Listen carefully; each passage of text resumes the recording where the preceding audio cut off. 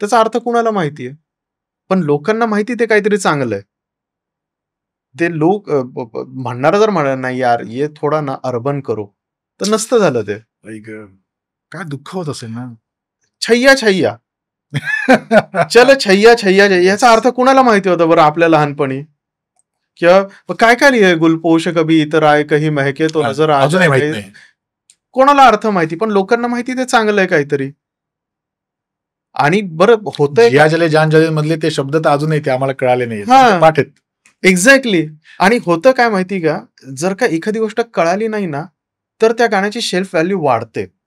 मी जर का काहीतरी गाणं लिहिलंय, ते ओंकारने ऐकलं.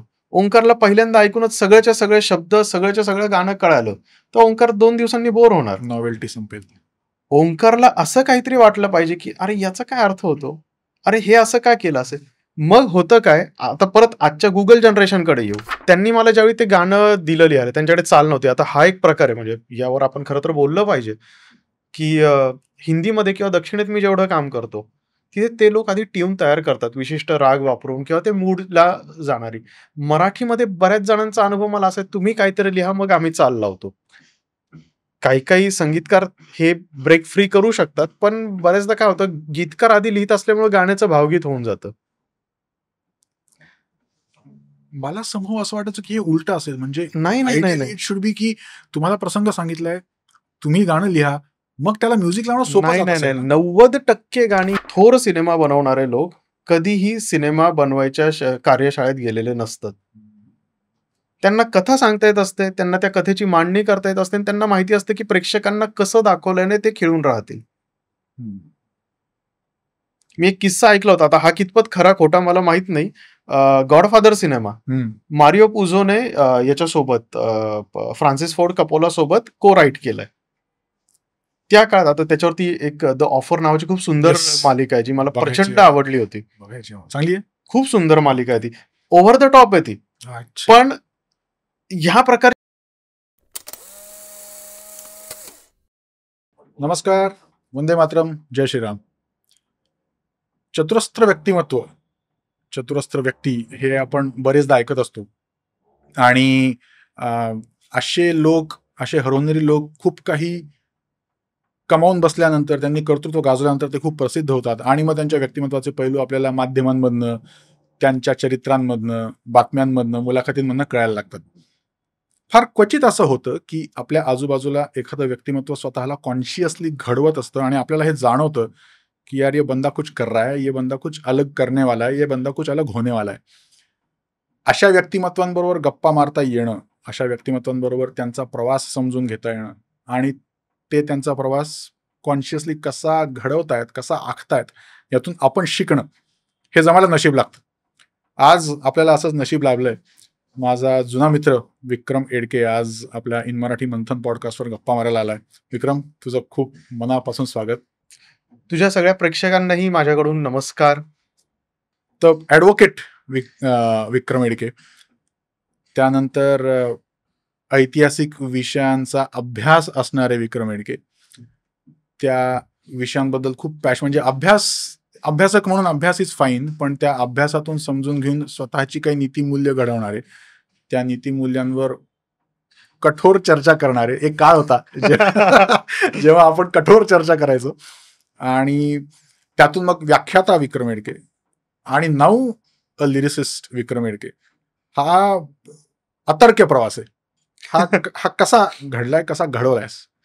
तू आता मगाशी जे हसत हसत बोललास, की कठोर चर्चा करणारे, मला आठवतं आपली ओळख ही तुझा एक फेसबुक ग्रुप होता. मी वाटल्यास नाव नाही घेत त्याचं, मला त्याचं नाव लक्षात आहे, जो तू बनवला होतास. हो, हो. आणि त्या काळात तुझे विचार आत्ताच्या पेक्षा खूप वेगळे होते. हो. माझ्या मते आपली सबंध पिढी ही फेसबुकवर आपण जसे जसे बदलत गेलो, घडत गेलो, तशी इव्हॉल्व्ह झालेली आहे. सो तुझे म्हणालास, की हा सगळा प्रकार कसा घडत गेला, मी याचं श्रेय खूप मोठ्या प्रमाणात सोशल मीडियाला देईन. कारण सोशल मीडियाने तुझ्या माझ्यासारख्या, की जे आपण त्यातल्या त्या छोट्या शहरांमधून आलेले लोक आहोत, ॲब्सोल्युटली. त्यांना खूप वेगळ्या प्रकारचं एक्सपोजर दिलं. आणि एक्सपोजरपेक्षाही त्यांना खूप वेगळ्या प्रकारचं व्यासपीठ दिलं, की जे व्यासपीठ आपल्याला इतर वेळी मिळालं नसतं. म्हणजे माझ्या घडत असण्याचा जो काळ होता, त्या काळात वृत्तपत्रांमध्ये लेख छापून येणं ही एवढी मोठी गोष्ट होती आणि ती अरे! एवढी एक्सक्लुझिव्ह गोष्ट असायची, की ती प्रत्येकाला साधत नसायची. आपण कुठेतरी काहीतरी 1000-500 शब्दांचा लेख लिहून पाठवल्यानंतर तो छापून येण्याची काहीच शक्यता नसायची आणि आला तरी ते त्याच्यात काय काटछाट करतील त्यांच्या संपादकीय गरजांनुसार, ते आपण काहीच सांगू शकत नसायचो. द वर्स्ट केस इज तू ते खूप अभ्यास करून पाठवलेल्या लेखासारखा मजकूर ते वाचकांच्या पत्रव्यवहारमध्ये काहीतरी एका छोट्या हो, रकाना हो, हो, हो. म्हणजे ते हे आणि असं झालेलं आहे माझ्यासोबत एकदा आणि मला तो विषय पण आठवतोय. तो खूपच जास्त राजकीय विषय होता. त्याच्यामुळे आपण त्याच्यात नको जायला आत्ता. पण असं माझ्यासोबत झालेलं आहे, की मी एक मोठा लेख पाठवला होता आणि तो त्यांनी अशा प्रकारे एडिट केला, की तो एका पॅराग्राफमध्ये त्यांनी वाचकांचं मत अशा प्रकारे तो प्रसिद्ध तो केला निकालात होता. असला होता ते. आणि ह्याच्यातून झालं काय, मग आपल्याला एक हक्काचं व्यासपीठ मिळालं ना, की भले आपल्याला 200-500 मित्र असतील Facebookवर, 200च असतील, 100ही असतील, पण आपण काहीतरी पोस्ट करू शकतोय, लिहू शकतोय आणि त्याच्यातून आपल्याला लाइक्स येतायत, कमेंट्स येतायत. एक इन्स्टंट ग्रॅटिफिकेशनचा तर भाग आहेच त्याच्यात. Absolutely. पण सुरुवातीच्या काळात जे वाचक होते ना, म्हणजे त्या काळात Facebookचं पण टेम्परामेंट खूप वेगळं होतं, हो. की लोक सांगायचे, "असं नाही, असं पाहिजे, थोडं असं." म्हणजे एक मोठेपणाने शिकवणारे लोक होते. तर त्याच्यातून एक लिहिण्याची अभिव्यक्ती विकसित होत गेली. आणि परत मी तुझ्या त्या विषयाकडे येतो, की आपण ज्या हिरिरीने भांडायचो एकेकाळी, हां, man. एकमेकांशी पण आणि इतरांशी पण. हं. सो त्याच्यातून एक दृष्टी विकसित होत गेली. त्याच्यातून एक प्रकारे अ, कसं बोलायचं, कुठे बोलायचं आणि काय बोलायचं, हे कुणीही न शिकवता हळू समजत गेलं आणि आपण त्याच्यात खूप ठेचा खाल्ल्यात. हां. त्यात कसलाही वाद नाही. त्यात खूप ठेचा खाल्ल्यात, त्यात खूप वेळा चुकलोय, पडलोय, धडपडलोय. पण त्याच्यातून एक-एक गोष्ट विकसित होत गेली हळू-हळू आणि मग एका पॉइंटला माझे मित्र म्हणायला लागले, "अरे, तू जर का इथे इतका बोलतोस, कट्ट्यावर कॉलेजमध्ये तू इतकं जर का बोलतोस, तर तू हे जाहीरपणे का नाही बोलत?" हं. मग त्याच्यातून हळू जाहीर व्याख्यानं सुरू झाली. हं. हे करत असताना कविता म्हणून जे काही प्रकार असतो, तो लिहिणं आधीपासून चालू होतं. हं.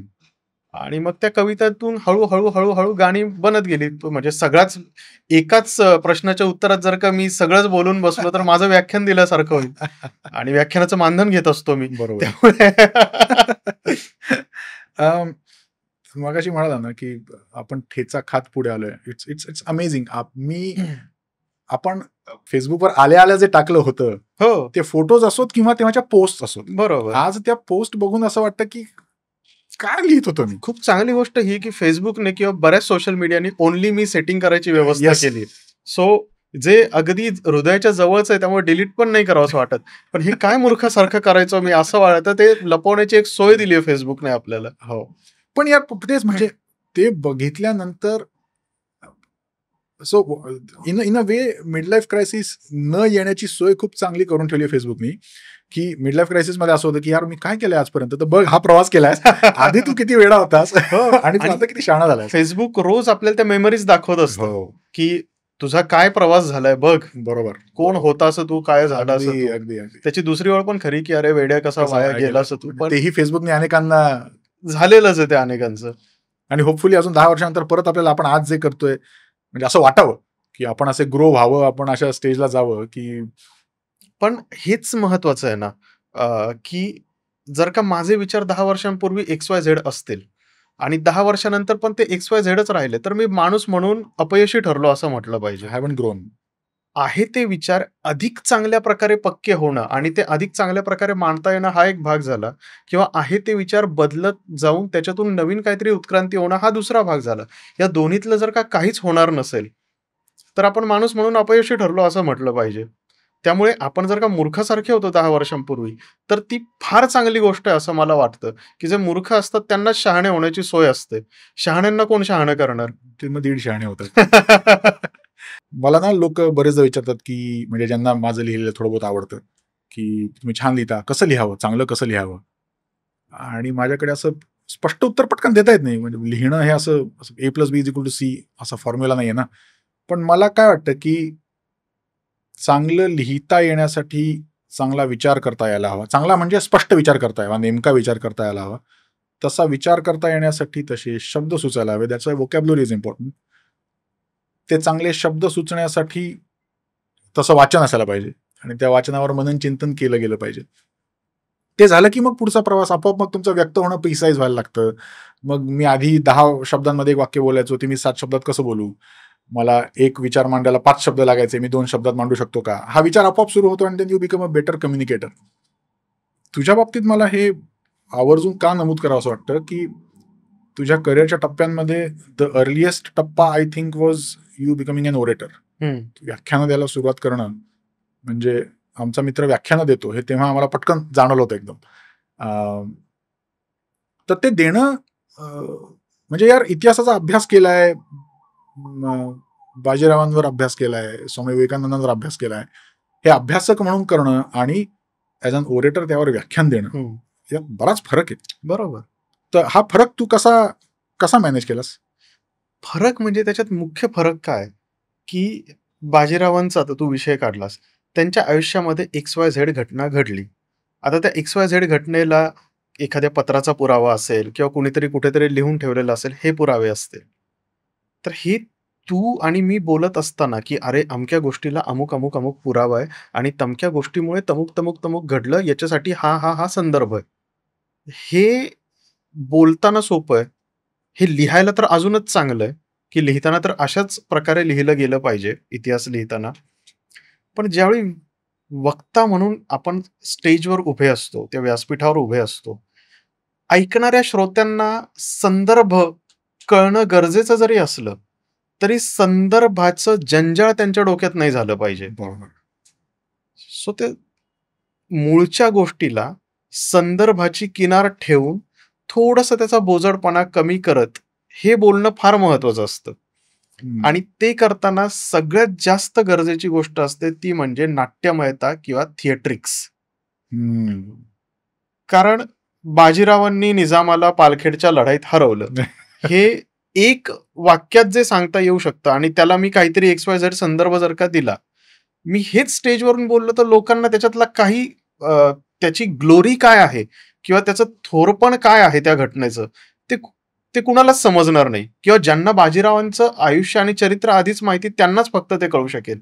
व्याख्यानाचा मूळ उद्देश हा असतो की ज्याला काहीच माहिती नाही त्या विषयाबद्दल, त्याला आपल्या 1.5-2 तासाच्या व्याख्यानानंतर 1-1.5% तरी शहाणं करून आपण सोडता आलं पाहिजे. तरच मग या बाकीच्या सगळ्या मग ते कसं आपण उभं आहे आणि कोणत्या स्टाईलने बोलतो ह्या सगळ्या गोष्टी खूप नंतरच्या येतात. ही गोष्ट जर का घडवता येत नसेल, मला बरेच म्हणजे जे संयोजक असतात ते म्हणतात की असं काहीतरी बोला की लोक पेटून उठले पाहिजेत, लोक असं की असं झालं पाहिजे त्यांना काहीतरी. सो असं कुणी जर का मला सांगितलं, मी त्या दिवशी आवर्जून स्टेजवरून बोलतो की मला आत्ता सांगितलंय की लोक पेटून उठले पाहिजेत असं बोला.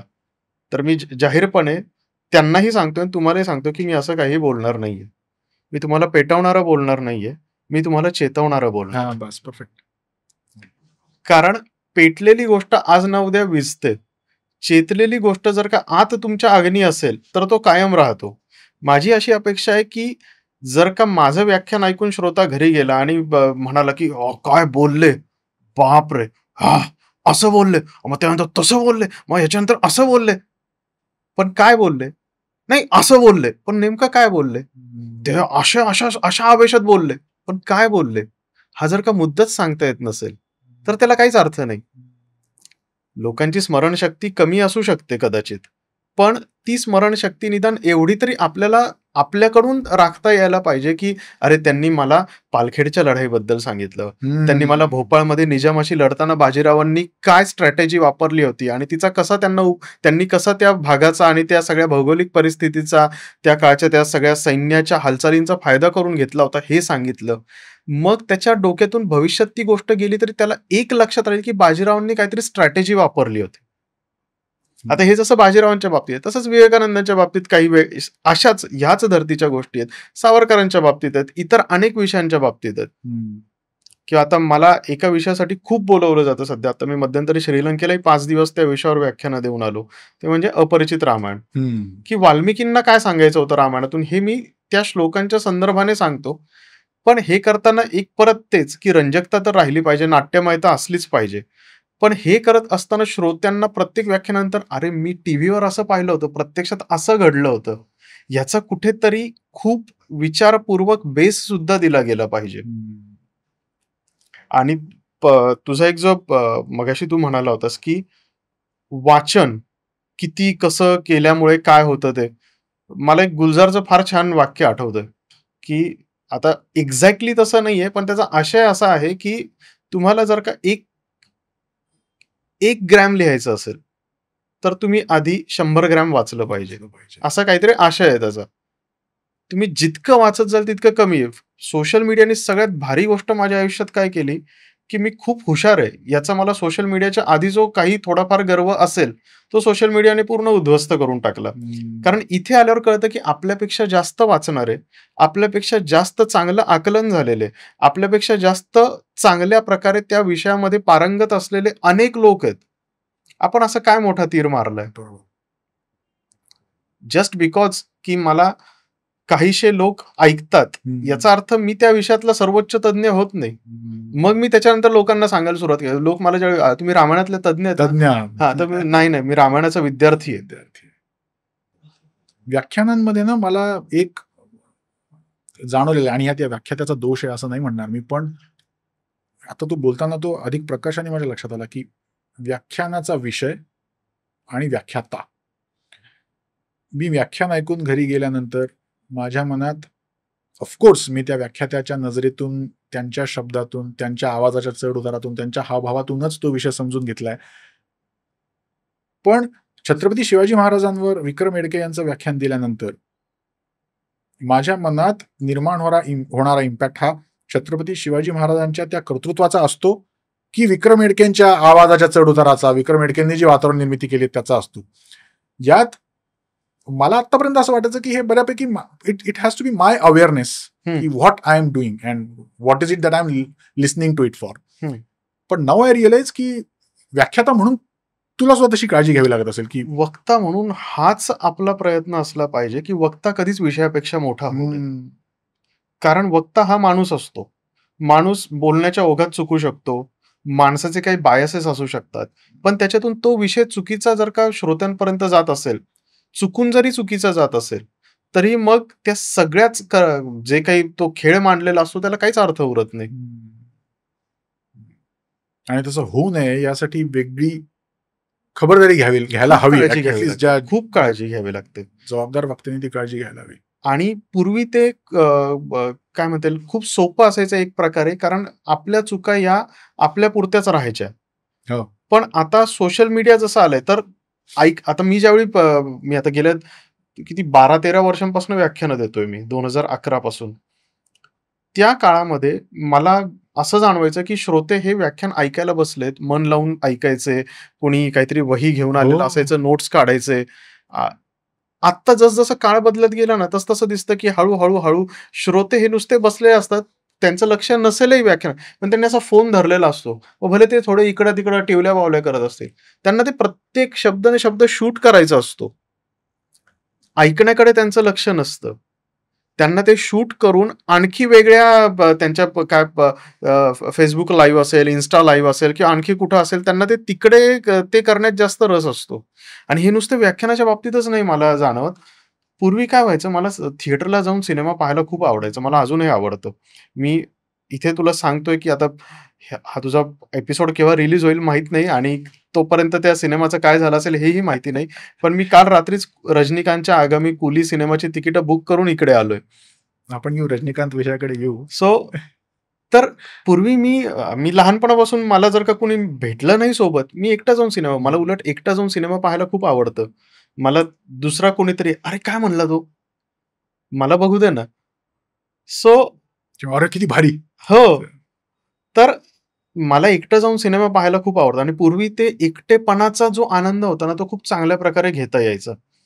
आता काय झालंय, आता प्रत्येक तो जो मोमेंट असतो, तो आपल्याला फोनवर कॅप्चर. मग बरं, सिनेमागृहात अंधार कशाला करतात? आपल्या पडद्यावरचं नीट दिसावं. आता इथं छोटे फ्लॅशेस जर का चालू असतील, तुम्ही काय त्या सिनेमाचा आस्वाद घेणार? म्हणजे क्रिस्टोफर नोलनचं म्हणणं मला पटतं, की सिनेमा हा थिएटरमध्येच जाऊन पाहायची गोष्ट आहे. काहीच वाद नाही. पण क्रिस्टोफर नोलनला माझं हे पण सांगणं की तू कधी येऊन आमच्याकडे आमच्याकडे सिनेमा जर तू पाहिला तर तू परत थिएटरचं तोंड पाहणार नाहीस. काय ना, in the hyper connected world, the hmm. World of social media, it's not enough और even it's not the aim to have a good life. Hmm. The aim is to show others that I am having a good life. हा, आणि याच्यामुळे होतं काय की आपण ना खूप वरवरचं जगायला लागलोय. आता तू जर का पाहिलं असेल, म्हणजे मी कमर्शियल सिनेमाबद्दल बोलतो आहे. कमर्शियल सिनेमांमध्ये सुद्धा पूर्वीच्या काळी ब्रिदिंग स्पेस असायची, अरे की काय 2 बोलतोस? फाईट सीन्स मध्ये किंवा 2 एलिव्हेटेड सीन्स मध्ये खूप ब्रिदिंग स्पेस असायची. पूर्वी आपली जी गाणी असायची ती खूप लिपसिंक वाली असायची, की लोकांना एक ब्रिदिंग पिरियड मिळावा. पण आता काय झालंय, आता लोक इतके हायपर ऍक्टिव्हिटी झाले की म्हणजे आय डोंट नो, मी काही त्यातला तज्ञ नाही, पण जर का कुणी एखाद्याने जर का शोधच घ्यायचा ठरवला तर बहुतांशी जणांना ADHD निघेल आजच्या काळात. आहेच आहे. त्यामुळे आम्हाला सिनेमा पण तसेच पाहिजे असतात, की एका फाईट नंतर लगेच दुसरी, नंतर तिसरी, नंतर चौथी, नंतर 5वं हे झालं पाहिजे, मग ते झालं पाहिजे. त्याच्यामुळे आमचे सिनेमात जाऊ दे, आमचा कोणताही पॉप मीडिया आम्ही इतका उथळ करून टाकलाय, की त्याच्यातून आनंद मिळण्याच्या ऐवजी फक्त ॲड्रिनलिन रश rush. जो आहे तेवढाच फक्त मिळण्यासाठी आपलं सगळं चालतं. म्हणजे एखाद्या सीन मध्ये वरच्या पहिल्या मजल्यावर, म्हणजे दुमजली घर असेल तर वरच्या मजल्यावर ती अभिनेत्री आणि तिला खाली काहीतरी आवाज झाल्यासारखं वाटलं आणि ती हळूहळू दबकत खाली उतरत येते. तर ते जे क्रिएट होतं ना, तिच्या बरोबर आपण हळूहळू खाली येतोय आणि ती खाली येऊन ती बघेल काय झालंय आणि मग कदाचित काहीतरी हॉरर असेल, काहीतरी असेल. तर आता मला असं वाटतं उतरणं पटकन काय ते बघूया आपण. So the importance of that journey of travelling, going somewhere, तिथे पोहोचल्याचा आनंद, दुःख, ते भय, तो इम्पॅक्ट क्रिएट कशात नव्हतो, मी इथून तिथे जाईपर्यंत लागणाऱ्या वेळातून. तो वेळच मला नकोय आता. मला पटकन जाणून घ्यायचं काय झालंय. माझी एक अत्यंत आवडती टीव्ही मालिका, अत्यंत म्हणजे मला वेड्यासारखी आवडते ती, तिचं नाव आहे द सोप्रानोज. अरे सोप्रानोज आजच्या काळात जर का रिलीज झाली असती ना, नसती चालली ती. Breaking bad for that matter. म्हणजे कॅरेक्टर बिल्डिंग कोणतंही तू पहा, त्या काळाचे जो टीव्ही होता, ज्याला काय म्हणता येईल, टीव्हीचं सुवर्ण युग वगैरे म्हटलं जातं, की HBO चे शोज खूप वेगळ्या लेव्हलला असायचे त्या काळात. त्या काळाच्या कोणत्याच मालिका आजच्या काळात नाही चालणं शक्य. कारण तेच की त्याच्यात इतका जास्त ब्रिदिंग स्पेस होता आणि इतकं ते बघणाऱ्याला विचार करायला लावत होते. पण हे व्हिज्युअल मीडियाच्या बाबतीत जरा सोपं तरी आहे, कारण मला काहीच करायचं नाही, मला फक्त डोळे उघडे ठेवून पडद्यावर काय घडतं ते बघायचंय. हे वाचनाच्या बाबतीत तर अतिशय अवघड होऊन बसलंय, कारण एखाद्या ओळीवर जर का मला काहीतरी जर का समजलं नाही किंवा मला जर का ती ओळ 2दा वाचावी लागली, तर माझं म्हणजे मला असं म्हणतोय, पण जनरल लोकांचं असं म्हणणं, एक मत होतं की यार बोर होतंय, मग मोबाईल उघडून बघितला जातो किंवा एखाद्या ओळख कळली मग मोबाईलवर आपण लगेच गुगल करू. पूर्वी न कळण्यातली जी मजा होती ना, ती संपली आता. किंवा हळूहळू कळण्यातली, की थांब ना जरा कळेल, थांब ना जरा वाट बघ, नाही करून बघ. तेही जाऊ दे, एखादी गोष्ट आपल्याला नाही कळाली समजा आयुष्यभर, असा काय फरक पडणार असतो? आता गुगल करायचं आहे. आता आम्हाला प्रत्येकच गोष्ट, पूर्वी डॉक्टर आपल्याला समजा काहीतरी प्रिस्क्रिप्शन लिहून द्यायचे आणि त्याच्यानंतर आपण श्रद्धेने ती औषधं घ्यायचो आणि त्याच्यानंतर आपण बरे व्हायचो. आता ती प्रिस्क्रिप्शन लिहून आपल्या हातात पडल्यानंतर आपण गुगल करतो याच्यात काय कंटेंट आहे आणि मग डॉक्टर याच्याने असं होणार आहे, साईड इफेक्ट्स काय, त्याच्याने तसं होणार आहे का? मग डॉक्टर तुम्ही मला इथे दाखवतात की ह्याच ब्रँडचे ते या वेगळ्या ब्रँडचे असे औषध आहेत ज्याच्यात हा कंटेंट नाहीये, मग मी ती घेतली तर जास्त फायद्याचं नाही का? हे जे झालंय ना, की आपण ना सगळेजण कलेक्टिव्हली मूर्ख झालोय, पण आपण वैयक्तिक आयुष्यात मात्र म्हणजे पर्सनली ओव्हर स्मार्ट झालोय. पर्सनली ओव्हर स्मार्ट आणि कलेक्टिव्हली अत्यंत डम झालोय आपण. पण परत मी तुला तेच सांगतो, मला असं नाही करायचं की मी नुसतं व्हायनिंग आणि चांगल्या गोष्टी घडतातच अर्थातच, पण ह्या सगळ्यातून पुढे जायचंय आपल्याला. येस आणि it's just so this is just a realization की समथिंग इज रॉंग, बरोबर, we have to fix it. बरोबर, दॅट्स इट. हे बघ, मॅट्रिक्स मध्ये निओला ज्या क्षणी वाटलं की something is wrong with this world, तिथूनच त्याच्यानंतर त्याचा जो काही आध्यात्मिक प्रवास दाखवलाय त्यांनी, जो अर्थात आध्यात्मिक आपण हा माझा आध्यात्मिक शब्द म्हणतो आहे. त्याला. हो. पण जो काही प्रवास त्यांनी दाखवलाय तो त्याच्यानंतरच सुरू झाला ना. तुम्हाला जर का समोर रेड पिल आणि ब्ल्यू पिल नावाच्या 2 पिल्स आहेत, इथपर्यंत तुम्ही गेलाच नाहीत कधी, तर तो प्रवास सुरू कसा होणार? What will you opt for? पर्याय ते माहितीच नसेल तर चांगला पर्याय निवडाल कसा? एक्झॅक्टली. आणि हे का महत्वाचं आहे, की म्हणजे ते पु. ल. देशपांडेंचं ते फेमस वाक्य, की कला आपल्याला शिकवते का जगायचं. पण चांगलं जगणं म्हणजे काय याची व्याख्यात जर आपण विस्कटून टाकली, तर मग कोणती कला येणार ना आपल्याला वाचवायला? बरोबर. तुला हे तळमळीने बोलावंसं वाटते कारण तू व्याख्यान देतोस, कारण तू गीतं लिहितोस. Your profession is to create beauty. बरोबर. All that you are trying to do is आम्हाला प्रेक्षकांना, श्रोत्यांना आम्हाला काहीतरी छान वाटावं, काहीतरी शिकायला मिळावं, ती अनुभूती आम्हाला मिळावी. आम्ही जर ती अनुभूती मिळवायचंच हरवून बसलो तर कसं चालणार? नाही, पण हा दोष ना आता माझ्या क्षेत्रापुरतं जर मी बोललो ना, तर प्रेक्षकांचा किंवा श्रोत्यांचा पण नाहीये. आम्हाला पहिला खडा कोणता लागतो, की समजा माझ्याकडे एखादी चाल आली, की जी 100 वेळा रिजेक्ट होऊन अप्रूव्ह झालेली असते. तो तर एक वेगळाच संघर्षाचा भाग आहे. बरं. की माझ्या माहितीत असे काही संगीतकार की ज्यांनी एकाच सिच्युएशनसाठी 16-16, 20-20 चाली दिलेल्या आहेत. त्याच्यातनं कुठेतरी एक ती फायनल होते किंवा होत पण नाही. पण इतक्या रिजेक्शन नंतर ती चाल गीतकाराकडे येते. आणि गीतकाराने आता कसं होतं, की जे शब्द खरोखर आपल्या लहानपणापासून आपण ऐकलेले असतात, वापरलेले असतात, ते सुद्धा आजच्या काळात ऐकणाऱ्यांना किंवा जड वाटतं. ऐकणाऱ्यांचं जाऊ दे, अप्रूव्ह करणाऱ्यांना नको वाटतात, की ये नहीं चलेगा, ये नहीं समझेगा. का? क्योंकि मेरे को नहीं समजता. आता प्रकार हा आहे, की तो अप्रूव्ह करणारा माणूस स्वतःच्या बुद्ध्यांकाने तो प्रेक्षकांचा बुद्ध्यांक मोजत असतो. आणि त्याला हे पटतच नाही, की प्रेक्षक हे त्याच्या, माझ्या किंवा संबंध इंडस्ट्रीपेक्षा पण जास्त सुजाण असतात. प्रेक्षकांच्या इतका हुशार कुणीच नसतो. श्रोत्यांच्या इतका हुशार कुणीच नसतो. श्रोत्याला सगळं कळत असतं. सगळ्यातलं सगळं कळत असतं त्याला. आता कांतारामधलं वराहरूपम आपल्याकडे खूप प्रसिद्ध झालं. त्याचा अर्थ कुणाला माहितीये? पण लोकांना माहिती ते काहीतरी चांगलं आहे. ते लोक म्हणणारा जर म्हणाला, "नाही यार, ये थोडा ना अर्बन करो." तर नसतं झालं ते. काय दुःख होत असेल ना. छैया छैया. चल छैया छैया याचा अर्थ कुणाला माहिती होता बरं आपल्या लहानपणी? किंवा काय काय लिहिलंय, गुलपोश कभी इतर आए कहीं महके तो नजर आ अजूनही माहित जाए. नाही.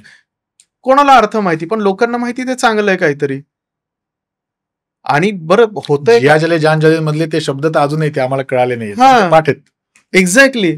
आणि होतं काय माहिती का, जर का एखादी गोष्ट कळाली नाही ना, तर त्या गाण्याची शेल्फ व्हॅल्यू वाढते. मी जर का काहीतरी गाणं लिहिलंय, ते ओंकारने ऐकलं.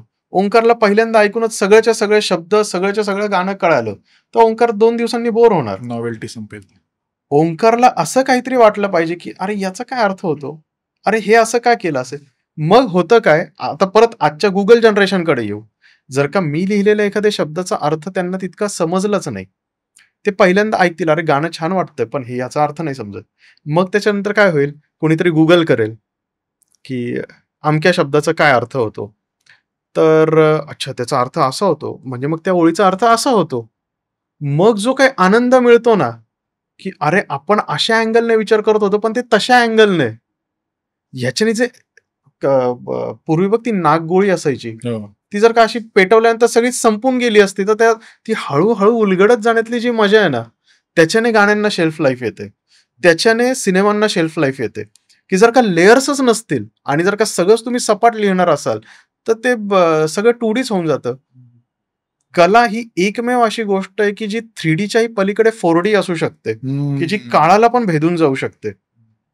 तुमच्याकडे इतकी मोठी गोष्ट असताना तुम्ही जर का सपाटच लिहिणार असाल किंवा सपाटच तुम्हाला लिहायला लावलं जाणार असेल, तर कसं चालायचं? असं का होतंय? म्हणजे एक तर तू म्हणतोस की बा प्रतिभा म्हणजे जो ठरवतो त्याची प्रतिभाच जर मर्यादित असेल तर त्याच्या दृष्टीतून असं होतंय का, की म्हणजे शेल्फ लाईफ हा क्रायटेरिया पूर्वीच्या कला निर्मात्यांनी खूप गांभीर्याने घेतला होता. मी आज जर चित्रपट बनवतोय तर तो चित्रपटगृहातून कदाचित 1-2 महिन्यातनं निघेल. माझा जे काही कमावून झालंय ते मेजर कमावून झालंय, पण नंतर तो लोकांच्या लक्षात राहायला हवा. मी खरोखर काहीतरी चांगलं द्यायला हवं, ही त्यांची इच्छा होती, जी आता कमी झाली. आता फक्त मला पटकन महिन्याभरात त्याचं काही सगळ्यात कोटी महत्वाचं छापायचे. कारण हे आहे, की सिनेमांमध्ये प्रोड्युसर हा जो प्रकार आहे, हा खूप कॉर्पोरेट झालाय. पूर्वी कसं व्हायचं, की एक कोणीतरी प्रोड्युसर असायचा, जो फायनान्स आणायचा किंवा त्याचा स्वतःचा फायनान्स असायचा किंवा त्याच्या काहीतरी कॉन्ट्रॅक्टमधून फायनान्स यायचा. मग त्याला माहिती असायचं, की अरे मेरे को ऐसा करना है. अच्छा. आता कॉर्पोरेट स्टुडिओज जेव्हापासून आले, तेव्हापासून एक प्रोड्युसर राहिला नाही. टीम बसते क्रिएटिव्ह लोकांची आणि मग त्या टीमच्या ब्रेनस्टॉर्मिंग मधून जे निघेल, काय होतं, की प्रत्येक वेळी खूप चांगले लोक एकत्र आल्यानंतर सगळं चांगलं घडेलच असंही असं नाही. नसतं. Too many cook spoil the dish. Yes. हे असं सिनेमाच्या बाबतीत फार होतं. दक्षिणेकडे असं कमी होतं. याचं कारण काय? किंवा दक्षिणेचे सिनेमे आपल्याला का आवडतात? तिथे अजूनही सिंगल प्रोड्युसरची पद्धत आहे किंवा त्या सिंगल प्रोड्युसर्सचेच मोठमोठे प्रोडक्शन हाऊसेस आहेत. त्यामुळे होतं काय, की तुला विश्वास बसणार नाही. मी मध्यंतरी ना मी तुला जॉनरा सांगतो त्याचा फक्त, की मायथॉलॉजिकल सायन्स फिक्शन लिहिली होती मी. बरं. आणि मला असं वाटलं, की त्याच्यावर एक मिनी सीरीज होऊ शकते. सो माझे एक मित्र आहेत जे ई-पी आहेत. ते म्हणे, "अरे, तो एक नवीन ओ-टी-टी सुरू होतंय. तिकडे जाऊन त्यांना ऐकवायची का आपण तुझी स्टोरी?" आम्ही गेलो. आम्ही ऐकवली. त्याच्यानंतर ऐकणाऱ्या ज्या ताई होत्या, त्यांनी मला 100 प्रश्न विचारले. मी त्यांना म्हणालो, "पण मी याचं उत्तर दिलंय तुम्हाला, त्याचं उत्तर दिलं." मी परत-परत सांगितलं त्यांना. बराच वेळ आमची चर्चा झाली. त्याच्यानंतर त्यांनी ते रिजेक्ट केलं. परत आलो. 2 दिवसानंतर मला त्या ई-पीने सांगितलं, की "अरे, त्यांच्याकडे जे क्रिएटिव्ह होते ऐकणारे." हां, म्हटलं, कोण होते माहिती आहे का तुला? म्हटलं, "असतील कोणीतरी रायटर असतील किंवा आणखी काहीतरी असतील." पण ती कोरिओग्राफर होती. सो कोरिओग्राफर कंटेंट काय असावा हे जर का ठरवण्यासाठी बसली असेल, हा माझ्यासोबत घडलेला किस्सा आहे. इतरांसोबत आणखी काय वाईल्ड गोष्टी घडलेल्या असतील. आणि मग तुम्ही प्रेक्षकांना म्हणायचं, की प्रेक्षकांना चांगलं आवडतच नाही. प्रेक्षकांचा काय दोष मला सांग बरं? तू मला सांग, प्रेक्षकांना बाहुबली येईपर्यंत हिंदी सिनेमापेक्षा वेगळा पर्याय होता का? नव्हता. तुम्ही जे काही द्यायचं ते आम्ही बघायचो. म्हणजे जनरल प्रेक्षकांबद्दल. आता प्रेक्षक काय करतोय? प्रेक्षक हिंदी सिनेमांना नाकारतोय. प्रेक्षक मराठी सिनेमांना नाकारतोय. पण तेच दक्षिणेकडचे सिनेमे मात्र तो जाऊन, शोधून, आवडीने बघतो. विथ सबटायटल्स बघतो, डबिंग नसेल तर. तर प्रेक्षक मूर्ख नाही ना या सगळ्यामध्ये. प्रेक्षकाला चांगला कंटेंट पाहिजे. तुम्हाला प्रेक्षक कळत जर का नसेल, तर तो दोष प्रेक्षकांचा कसा असू शकतो? तुमची जर का मानसिकताच नसेल, लोकांची काय नस आहे ती ओळखायची. आता मी काल काही दिवसांपूर्वी तो महाअवतार नरसिम्हा सिनेमा पाहिला. हो. आता मला लेखक म्हणून कळतं, की त्याच्यात स्क्रीन रायटिंगमध्ये या चुका आहेत, त्याचं स्ट्रक्चर असं असायला पाहिजे होतं, तसं असायला पाहिजे होतं. पण या सगळ्या टेक्निकल गोष्टी आहेत. त्याच्या पलीकडे जाऊन ज्यावेळी त्यातल्या एकेका सीनने लहान मुलं टाळ्या वाजवतात, माझ्या डोळ्यात पाणी येतं, अंगावर रोमांच उभे राहतात, तिथं तो सिनेमा जिंकलेला असतो. करेक्ट. कारण थोर सिनेमा बनवणारे लोक कधीही सिनेमा बनवायच्या कार्यशाळेत गेलेले नसतात.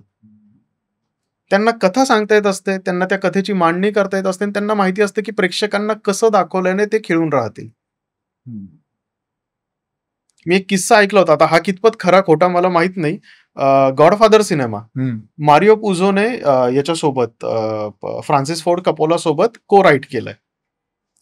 त्या काळात आता त्याच्यावरती एक द ऑफर नावाची खूप सुंदर मालिका आहे, जी मला प्रचंड आवडली होती. चांगली आहे. खूप सुंदर मालिका आहे ती. ओव्हर द टॉप आहे ती. पण ह्या प्रकारच्या वाईल्ड गोष्टी घडत असतात इंडस्ट्रीमध्ये.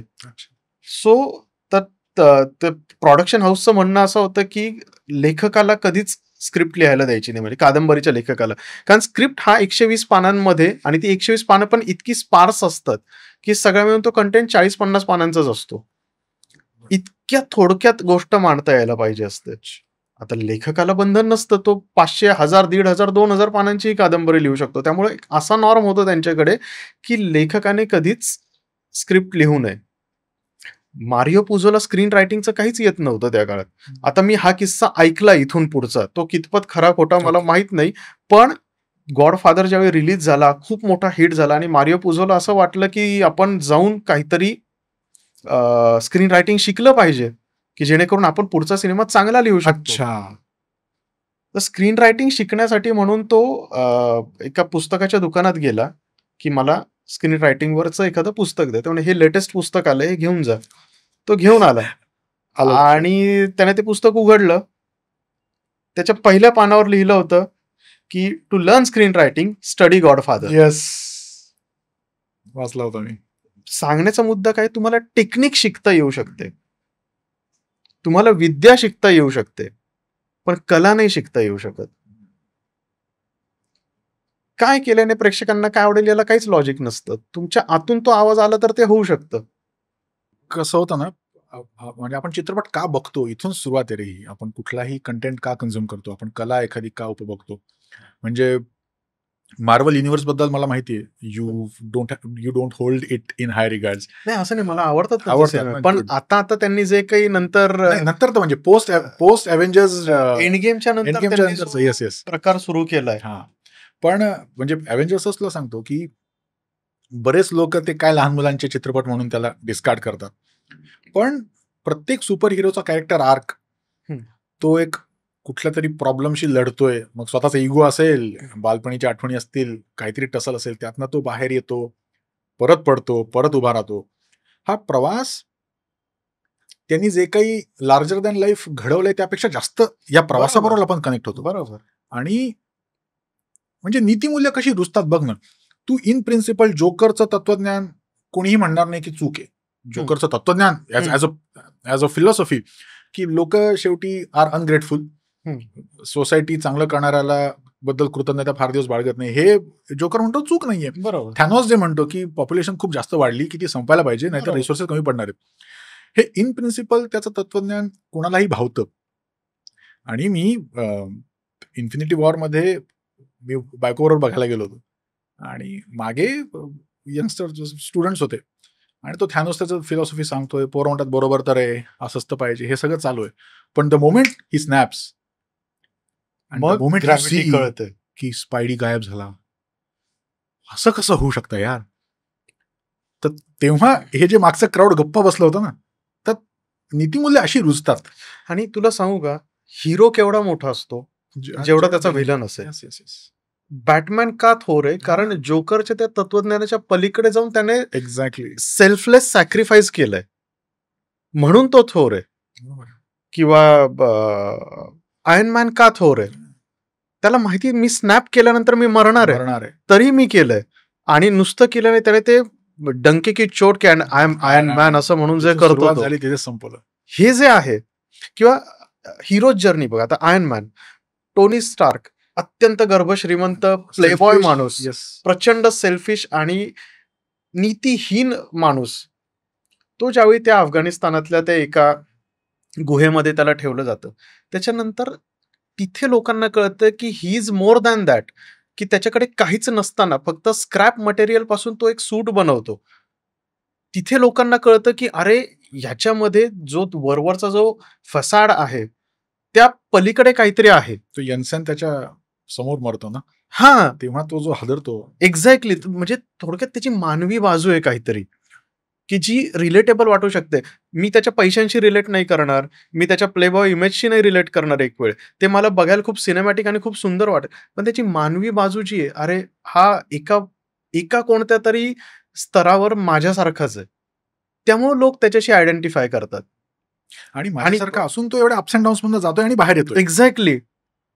आणि होतंय काय आता, हॉलिवूडचा हा सगळ्यात मोठा प्रॉब्लेम झालाय, की लोकांनी ब्लॅक लोकांसोबत सुद्धा आयडेंटिफाय केलं पाहिजे. आता याला माझी तत्वतः नाही. पण माझ्या माहितीत असे कित्येक, माहितीत म्हणण्यापेक्षा त्या सगळ्याच्या खाली कमेंट करणारे, की ते लोक आयर्न मॅनशी रिलेट करायचे. किंवा कुणीच असं म्हणणार नाही, की निक फ्युरीला तुम्ही व्हाईट का नाही दाखवलं. काही हरकत नाही, तो ब्लॅक आहे आणि आम्हाला तो आवडतो. सो त्या लोकांना काय वाटतं, जेंडर स्वॅपिंग केली किंवा रेशियल स्वॅपिंग केली की आपण काहीतरी खूप प्रोग्रेसिव्ह. जर का तुमच्यामध्ये हिरो जर्नीज दिसत नसेल तर त्या प्रोग्रेशनला काहीच अर्थ राहत नाही. Doesn't matter whether the actor is black or white. आता त्यांनी आयर्न हार्ट बनवला हा. ती सिरीज की जी पडली. त्याचं कारण काय? कारण हिरो जर्नीच नाही दिसत. शून्यातून काहीतरी उभं करण्याचं जे ते तू आयर्न मॅन मध्ये पाहू शकतोस. थॉर सारखं सगळ्यांमध्ये थोर. हो हो. किंवा मला सगळ्यात जास्त आवडणारा मार्वलचा हिरो जर का कोणता असेल तर तो आहे डेअर डेव्हिल. मी नवीन सिरीज नाही पाहिली, अरे बघ. पण ओरिजिनल सिरीज जी आहे हो. की त्याच लेवलला ती आहे. मला खूप जास्त आवडते. त्याचं कारणच हे की इतक्या ऍडव्हर्सरीज मधनं तो माणूस इतका वेगळं काहीतरी घडवून दाखवतो. आणि ते करताना त्याचं स्वतःतलं तुटणं. अरे त्याच्यात पोरकडी गंमत पडणं. बघ, डेअर डेव्हिलच्या फाईट्स जे आहेत, तो ज्यावेळी मारामारी करत असतो, तो ज्यावेळी 4 फटके मारतो त्यावेळी 2 फटके खातो सुद्धा तो. म्हणजे प्रत्येक फाईट नंतर तो स्वतःच्या जखमा हे करताना रक्तबंबाळ झालेला दाखवलाय. आपल्याकडच्या फिल्म मेकर्सना हे कळलं पाहिजे. हिरोने हात उचलला आणि 100 लोक मेले. हे आता पूर्वी एकेकाळी लोकांना खूप आवडायचं. पण आता त्याच्या पुढे जाण्याची गरज आहे, की हिरो सुद्धा मार खाऊ शकतो आणि मार खाऊ शकतो म्हणून तो हिरो आहे. मला त्या यातला आता मी स्पॉइलर नाही देत. तुला वाटल्यास एडिट करून टाक हे. पण त्या महाअवतार नरसिंहामधला एक प्रसंग मला खूप आवडला. तू पाहिलास तो सिनेमा? नाही. त्याच्यात एक प्रसंग असा आहे, तुला वाटल्यास हे एडिटमध्ये तू काढून टाक. नाही ठेवा काय. की त्याच्यात प्रल्हादाला त्याच्या आसपासची मुलं म्हणत असतात, की "तू राक्षसांसारखा नाहीच आहेस. तुला आता सुळे पण नाहीयेस. तुझ्याकडे पाहून कळतं, की तुझ्यात आमच्यासारखी ताकद पण नाहीये." लहान-लहान मुलं जी त्याच्यासोबत शिकतायत, जी राक्षस कुळातली आहेत. "तू तर आमच्यातलं वाटतच नाही. तू आम्हाला उपराच वाटतोस. तुझ्यात काहीच ताकद नाहीये. राक्षस तुला काय होतं, तू कुणाला जर का थोडा त्रास झाला, तर तुला पण त्रास होतो. ही काय राक्षसांची वागण्याची पद्धत आहे का? राक्षसाने त्रास दिला पाहिजे." असं म्हणून तो बोलणारा तो मुलगा एका साळींदराच्या मानेवर पाय देतो. ते साळींदर दचकतं आणि काटे फेकतं. काटे फेकल्यानंतर प्रल्हाद सगळ्यात आधी पुढे जातो आणि ज्याच्या अंगावर ते काटे येणार असतात त्याला तो मिठी मारतो. सगळे काटे त्याच्या पाठीला लागतात आणि तो हू की चू करत नाही. त्या क्षणी तिथल्या सगळ्या मुलांना कळतं, की ह्याची ताकद आपल्यापेक्षा खूप पटींनी जास्त आहे. पण तो आपल्यासारखं त्याच्या बढाया मारत नाही. केवढी सुंदर गोष्ट आहे ही. अशा गोष्टींमुळे सादरीकरण किती सुंदर. अशा गोष्टींमुळे सिनेमा हिट होत असतो. आपण लहानपणी काय ऐकलंय, की हिरण्यकशिपू म्हणाला, की या खांबात सुद्धा आहे का तुझा नरसिंह? आणि त्याने मग त्या खांबावर वार केला. त्याच्यातून नरसिंह प्रकटला. त्याने हिरण्यकशिपूला मांडीवर घेतलं, पोट फाडलं. त्या सिनेमाची भारी गोष्ट ही आहे, की त्याने मोठं युद्ध दाखवलंय. हिरण्यकशिपूच्या सगळ्या सैन्याचा तो संहार करतो नरसिंह. हिरण्यकशिपू सोबत खूप मोठं युद्ध करतो आणि त्याच्यानंतर हिरण्यकशिपूला मारतो. अच्छा. हा सिनेमा आहे ना, की तो पोट फाडणार आहे हे सगळ्यांना माहिती, पण ते पोट फाडण्याच्या पर्यंत पोहोचण्यासाठी काय काय गोष्टी घडल्या, ही केवढी भारी गोष्ट आहे. अमेझिंग. आणि नोबडी थॉट अबाउट इट. आणि प्रिची न होता त्याच सिनेमात परत एक, आता मी खूप बोलतोय कारण मी नुकताच पाहिलाय तो. त्याच सिनेमात एक प्रसंग आहे, की हिरण्यकशिपूला जे वरदान असतं, की मी सगळ्यांपेक्षा थोर आहे. तो काय करतो, नरसिंहाला ज्यावेळी तो लढत असतो नरसिंहाशी, तो स्वतःचा आकार वाढवतो. इतका की तो सगळ्या जगापेक्षा मोठा होतो, की देवलोक आणि इतर सगळे लोक त्याच्यापुढे छोटे-छोटे दिसायला लागतात आणि तो सगळ्या ब्रह्मांडापेक्षा मोठा होतो. आणि त्याचा जो प्रचंड आकार आहे, तो त्यांनी खूप छान बराच वेळ घेऊन दाखवलाय, की तो खूपच मोठा झालाय. आणि त्याच्यानंतर तो वर पाहतो आणि मग आपल्याला ती फ्रेम दिसते, की तो नरसिंहाच्या तळव्यावर उभा आहे. न बोलता एवढा सुंदर मेसेज दिलाय त्या सगळ्यातून. आणि हेच म्हणजे म्हणजे मी अव्हेंजर्सचं जे बोलत होतो, की शेवटी ते सगळं अर्ध ब्रह्मांड गायब झाल्यानंतर इन प्रिन्सिपल मला ते तत्व किती आवडलं असणं तरी सुद्धा मॅक्रो लेवलवर मी समाज ब्रह्मांड म्हणत राहतो. पण मायक्रो लेवलला त्यातला एक माणूस माझा कोणतरी मामा असतो, माझा भाऊ असतो. तेही लोक जेव्हा गायब होताना मला दिसत आहेत, तेव्हा त्याचं हे स्क्रीनवर दाखवता येणं, दॅट इज सिनेमा. बरोबर. आणि मला वाटतं this is where Hindi film industry has failed miserably. ते जे काही तयार करतात हिंदीच हा मराठी सुद्धा, म्हणजे मराठीचा थोडा उलटा प्रॉब्लेम वाटतो मला, की मराठी फारच मला घरातलंच दाखवत राहतात. त्यांना असं ग्रँड काहीतरी माझ्यावर कायमस्वरूपी इम्पॅक्ट करू शकेल असं दाखवतच येत नाही. आणि दुसरा आपल्याकडे प्रॉब्लेम काय होतो, आता बायोपिक सारखा एखादा विषय घेतला, मी ज्यावेळी पश्चिमेकडचे बायोपिक्स पाहतो, म्हणजे मी फक्त हॉलिवूडचाच विषय नाही, त्यावेळी मला त्या चरित्र नायकाचे, जरी तो नायक असला किंवा ती नायक हो. असली, तरी सुद्धा मला त्या व्यक्तीचे दोष सुद्धा तितक्याच प्रखरपणे मांडलेले दिसतात, की या व्यक्तीमध्ये असे दोष होते, पण तरी पण तिने तसं केलं म्हणून ती व्यक्ती थोर आहे. हा जो आपल्याकडे काय होतं, आपल्याकडे ना सगळ्यांच्याच भावनाताही खूप नाजूक असतात. हं. तर ब अमुक व्यक्तीवर जर तुम्ही बायोपिक बनवताय, मग त्या व्यक्तीचं काही वाईट दाखवलंच नाही पाहिजे. त्या व्यक्तीने काही चुकीचं केलंच नसणार आपल्या आयुष्यात. मग होतं काय, सगळा ग्राफ असा सपाट, सपाट, सपाट, सपाट राहतो. त्याच्यात अप्स एंड डाउन्स येतच नाही. निदान फिक्शनल कॅरेक्टर्सच्या बाबतीत ती तरी आपल्याकडे सोय असते, की काहीतरी त्याने वाईट केलेलं आपण दाखवू तरी शकतो. किंवा आपल्याकडच्या ऐतिहासिक सिनेमांमध्ये पण मला ते खूप दिसतं, की व्हिलन्स जे आहेत, ते खूप कॅरिकेचरिस्ट दाखवले जातात. हो. मग ते मुघल असतील, डच असतील, इंग्रज असतील, कुणीही असतील. ते खूप कॅरिकेचरिस्ट दाखवले जातात. त्याच्यामुळं ना हिरोने त्यांना हरवणं, हे चॅलेंजच वाटत नाही. हं. तसं वाटलं पाहिजे. तसं तसं जर का असेल तरच त्याला भल्लाल देव इतका भयानक होता, की तो त्या रेड्याशी लढू शकत होता. त्याने देवसेनेला 20-25 वर्ष तसं ते त्या ऊन, वारा, पाऊस आणि लोक ना, तू एक गोष्ट दाखवली ना, त्याच्यातून 10 अर्थ काढतात. काढतात. म्हणजे अ, किती तिथेच आहे अनेक वर्षापासून. लोकांना खूप बारीक-बारीक प्रश्न पडतात, की मग ती पावसाचं काय करत असेल? ती जे काही दैनिक विधी असतील ते कसे करत असेल? हे सगळं लोकांच्या मनात आपोआप आणि मग भल्लाल देवची क्रूरता जास्त कळते त्यांना. आणि त्या भल्लाल देवला बाहुबली ज्यावेळी हरवतो, त्यावेळी लोकांना एक ग्रॅटिफिकेशन मिळतं, एक आनंद मिळतो, की याच्याशी हेच व्हायला पाहिजे होतं.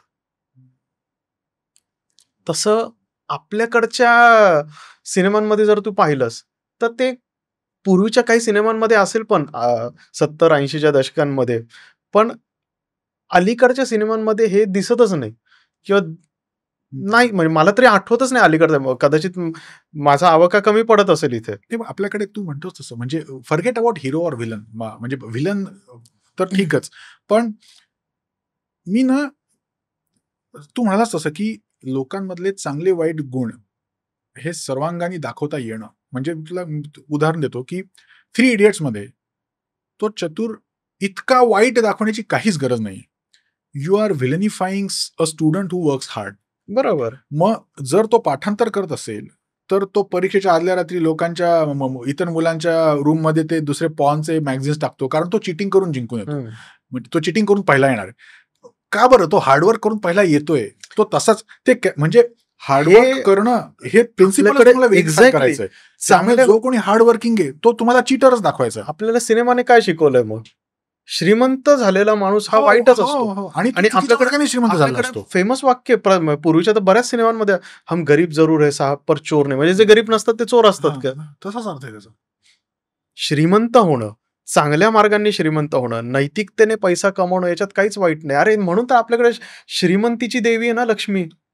आपल्याकडे गरिबीची देवी नाहीये. उपनिषदांमध्ये वाक्य आहे. अ,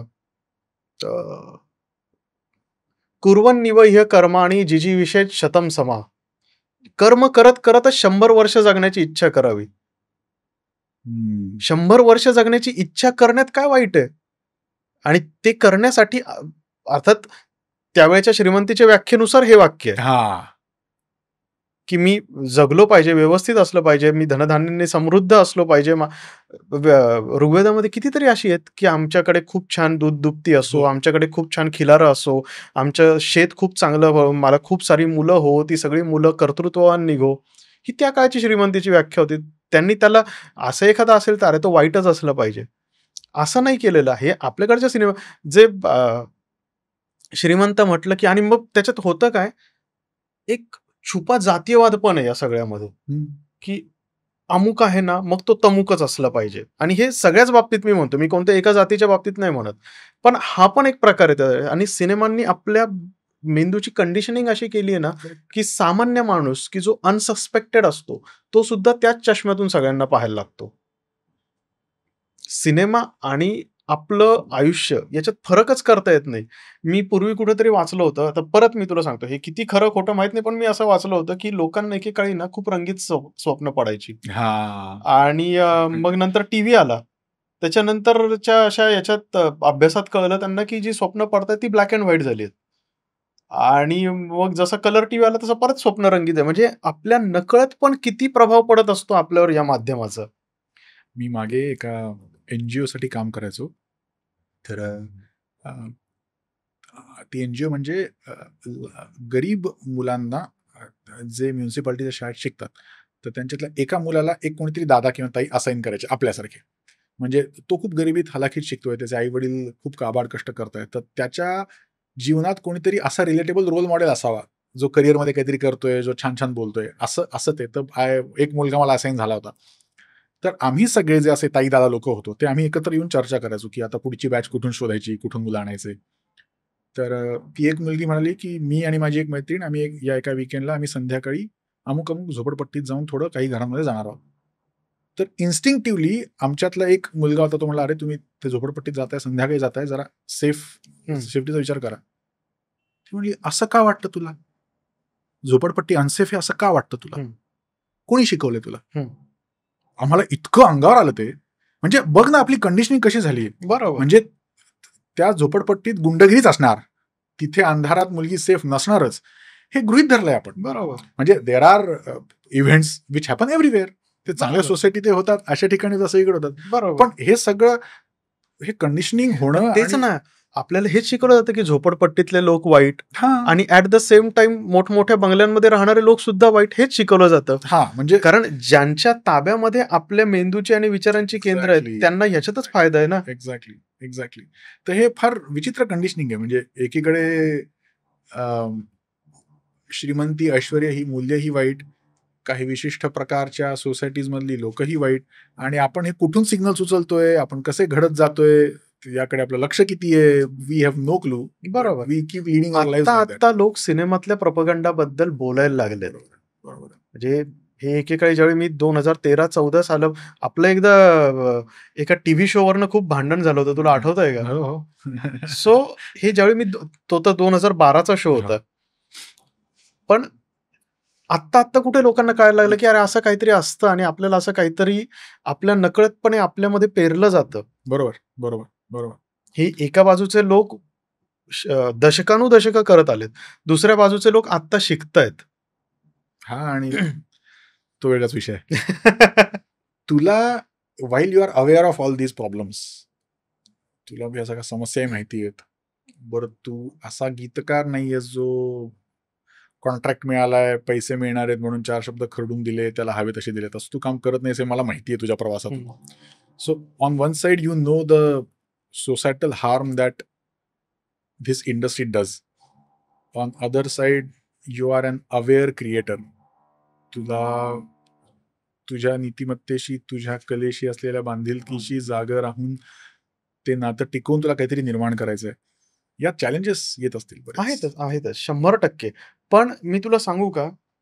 अवेअर क्रिएटर म्हणजे काय? मी स्वतःला काहीतरी एक प्रश्न विचारला पाहिजे, की उद्या समजा माझ्याकडे एखादं आयटम सॉन्ग लिहायला आलं. तर मी आयटम सॉन्ग लिहिल्याने समाज बिघडणार आहे का? खरं सांगू का त्याचं उत्तर आहे, की माझ्या लेखनाची जितकी काही ताकद असेल किंवा माझ्या लेखनाचा जो काही इन्फ्लुअन्स असेल, मग तो अगदीच 0.1% तितकं त्याच्याने समाज बिघडण्याची शक्यता असतेच. त्याच्यात काहीच वाद नाही. पण मग मी काय करू शकतो? मी ॲज अ कमर्शियल आर्टिस्ट ते काम नाकारू तर शकत नाही. पण मग मी ते काम करताना काहीतरी वेगळ्या प्रकारे डिसरिस्पेक्टफुल न होता ते करू शकतो. माझ्याकडे ना एक मराठीत आयटम सॉन्ग लिहायला आलं होतं, की प्रसंग असा होता, की एक शाळा आहे आणि तिथे त्या गावचा जो व्हिलन असतो, तो त्या शाळेमध्ये कुणीतरी बोलवतो नाचायला आणि ती बाई तिथे नाचते. तिथे त्यांना आयटम सॉन्ग पाहिजे होतं. सो आता मुळात बघायला गेलं, की ही हा जो सेटअप आहे तोच केवढा डिसरिस्पेक्टफुल आहे. त्या स्त्रीचं ऑब्जेक्टिफिकेशन आहे त्याच्यात. त्यामध्ये शिक्षण या विषयाचं ऑब्जेक्टिफिकेशन आहे किंवा ऑब्जेक्टिफिकेशन जाऊ दे, डिसरिस्पेक्ट आहे त्याच्यात. त्यांनी मला ज्यावेळी ते गाणं दिलं लिहायला, त्यांच्याकडे चाल नव्हती. आता हा एक प्रकार आहे म्हणजे यावर आपण खरं तर बोललं पाहिजे, की हिंदीमध्ये किंवा दक्षिणेत मी जेवढं काम करतो, तिथे ते लोक आधी ट्यून तयार करतात विशिष्ट राग वापरून किंवा ते मूडला जाणारी. मराठीमध्ये बऱ्याच जणांचा अनुभव मला असा आहे, तुम्ही काहीतरी लिहा, मग आम्ही चाल लावतो. काही काही संगीतकार हे ब्रेक फ्री करू शकतात, पण बऱ्याचदा काय होतं, गीतकार आधी लिहित असल्यामुळे गाण्याचं भावगीत होऊन जातं. मला समहाऊ असं वाटायचं की हे उलटं असेल. म्हणजे नाही, नाही, नाही, आयडियली नाही. इट शुड बी की तुम्हाला प्रसंग सांगितलाय, तुम्ही गाणं लिहा, मग त्याला म्युझिक लावणं सोपं नाही, जात नाही, असेल नाही. ना? 90% गाणी ही चालीवर लिहिली नाही, नाही. जातात. लिहिली जातात हे माहिती आहे मला. हो. पण आयडियल वे इज काय होतं, संगीत अमूर्त आहे. तर अमूर्त संगीत हे एखादा मूड एक्सप्रेस करू शकतं. अच्छा. त्याच्यावर ज्यावेळी मी शब्द लिहितो, त्यावेळी मला मग एक बाउंडरी आखून दिल्यासारखी होते, की अरे ह्याच्यात आपल्याला खेळायचंय. हे असं का आहे? कारण प्रसंगाची गरज अशी आहे. हे असं का आहे? कारण पात्र अशा प्रकारे रिएक्ट करतात, पात्र अशा प्रकारे बिहेव करतात. मग मला लिहिणं जास्त सोपं होतं. असं नाही की मी गाणं लिहिल्यावर ते चाल लावूच शकणार नाहीत. पण लिहिलेल्या मीटरमध्ये कोणत्या प्रकारची चाल लागेल हे कदाचित नाही सांगता येऊ शकत संगीतकाराला. एखादाच प्रतिभावंत असतो की जो कोणत्याही प्रकारच्या गाण्याला कोणत्याही प्रकारची चाल लावून दाखवू शकतो. ओके. Got it. पण 90% काम हे आधी चाल येते आणि त्याच्यावर लिहिलं जातं असंच होतं. मराठीत तसं होत नाही. त्याच्यामुळे मराठी गाणी वेगळी साउंड करतात. दॅट्स द मराठीमध्ये मला फार थोडे संगीतकार असे माहिती आहेत की जे आधी चाल करतात आणि मग त्याच्यावर गाणं होतं. बरं. पण ठीक आहे. तर मी तुला तो जो प्रसंग सांगत होतो की त्यांनी मला तुम्ही आधी काहीतरी लिहा. आता हे डिसरिस्पेक्टफुल पण नाही होऊ द्यायचंय आणि त्याच्यातून काहीतरी आपल्याला त्या प्रसंगाला साजेसं असंही लिहायचंय. मग मी लिहिलं होतं की अ, अ, अत्तराची रात, झिंगण्याची बात, ये ना राया मेणकाया वितळू दे ना आज. हा त्यांचा मुखडा मी लिहून दिला. आणि मग मी काय केलं, शिक्षण संस्थेशी संबंधित आहे, त्याच्यामध्ये अनेक शिक्षणाचे रेफरन्सेस देऊन आपण ते कसं छान करू शकतो. मी लिहिलं त्याच्यात भवती खारे वारे मतलई हे शहारे, इसवी सणापूर्वीचे सोड तुझे इशारे. अच्छा. सो अशा प्रकारे मी ते की ते फन पण वाटलं पाहिजे, ते क्वर्की पण वाटलं पाहिजे, पण याच्यात कोणत्याही प्रकारे डिसरिस्पेक्ट पण नाही झाला पाहिजे. अर्थात ते रिजेक्ट झालं आणि तो पिक्चर पण पुढे डब्यात गेला, तो भाग वेगळा. पण दिस इज द प्रोसेस. अवेअर कलाकार म्हणून मी माझ्याकडून या गोष्टी करू शकतो. नाही, मी थोडा म्हणजे हा तर महत्त्वाचाच मुद्दा आहे. मी थोडा या दृष्टीने म्हणालो, की the unethical practices that happen in the industry. मानधन अडकवलं जाणं, ते ते मोफत काम करून घेणं. तुला मानधनाच्या विषयावर सॉरी मी तुला तोडतोय. मानधनाच्या विषयावरून मी तुला 2 गोष्टी सांगतो. मी ना रहमान सरांसाठी एक गाणं लिहिलं होतं हां. आणि नाऊ वी आर टॉकिंग. त्याच्यासाठी मला एक मजबूत मानधन मिळणार होतं. म्हणजे मजबूत असं की जितकं मी अख्खा मराठीमध्ये अल्बम लिहून सुद्धा मिळणार नाही, तितके ते मला एका गाण्यासाठी देणार होते. आणि हे त्यांच्याकडून देणार होते. म्हणजे मी काहीतरी कोट केलं आणि बार्गेनिंग झालं अशातलं आम्ही तुम्हाला इतके देऊ. बरं. आणि मला ती रक्कम खूप हँडसम वाटली, त्याच्यामुळे मी काहीही त्याच्यात बार्गेनिंग नाही केलं. ओके. त्याच्यानंतर गाणं लिहून झालं आणि रिलीज पण झालं. रिलीज व्हायला त्याला काही महिने लागले समहाऊ आणि गाणं लिहिल्यानंतर मी पेमेंट दिलं होतं, सॉरी इन्व्हॉइस दिलं होतं. ते काही पैसे आलेच नाहीत. गाणं शेवटी रिलीज पण झालं. तर तरी पण पैसे आले नाहीत. मी विचारलं कशामुळं होतंय हे? ज्यांच्याशी मी बोलत होतो ते म्हणे, की पेमेंट प्रोडक्शन हाऊसकडून येणार आहे. सरांकडून असतं तर आलं असतं आत्तापर्यंत. प्रोडक्शन हाऊसकडून येणार आहे. सो मी म्हटलं, की बहुतेक आता सोडूनच देऊ. पण मी विचार केला, की एक प्रयत्न करायला काय हरकत आहे म्हणून खूप महिने झाल्यानंतर मी रहमान सरांना एक मेल केला, की "सर, मी असं-असं गाणं लिहिलं होतं तुमच्यासाठी आणि त्याचं पेमेंट अजून माझं आलं नाही." सो त्यांचा मला लगेच त्याच दिवशी रिप्लाय आला, की "so sorry to hear that. Let me look into it." एवढं त्यांचं कधीच मला असं नाही आलं, की काय कसं आहे, काय करतोय? ते अगदी जेवढ्या तेवढं 3 शब्दात रिप्लाय जर का केला तर खूप काहीतरी लिहिल्यासारखं वाटतं. सो त्याच्यानंतर मला त्यांच्याकडच्या एका इंजिनिअरचं हे आलं, की सरांनी मला आत्ता सांगितलंय, की तुमचं पेमेंट अडकलंय. सो ते प्रोडक्शन हाऊसचं काहीतरी प्रॉब्लेम झालाय आणि आमचे पण त्यांच्याशी वाद झालेत. सो त्यांच्याकडून येण्याची शक्यता नाहीये. सरांची अशी इच्छा आहे, की मी माझ्याकडून पैसे देतो. कोण करतं यार असं?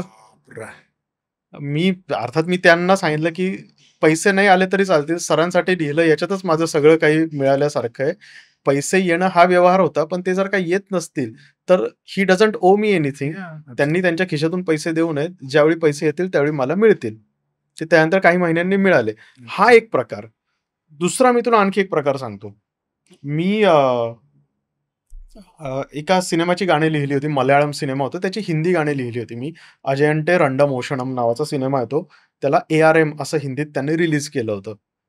सो त्यांनाही मी तेच सांगितलं होतं, मी तुमच्या कोणत्याही गाण्यांचं भाषांतर करणार नाही. मी माझी स्वतःची गाणी लिहिली, जी तुमच्या सिच्युएशन्सला जातील. त्यांना ते पटलं, त्यांनी ते मान्य केलं.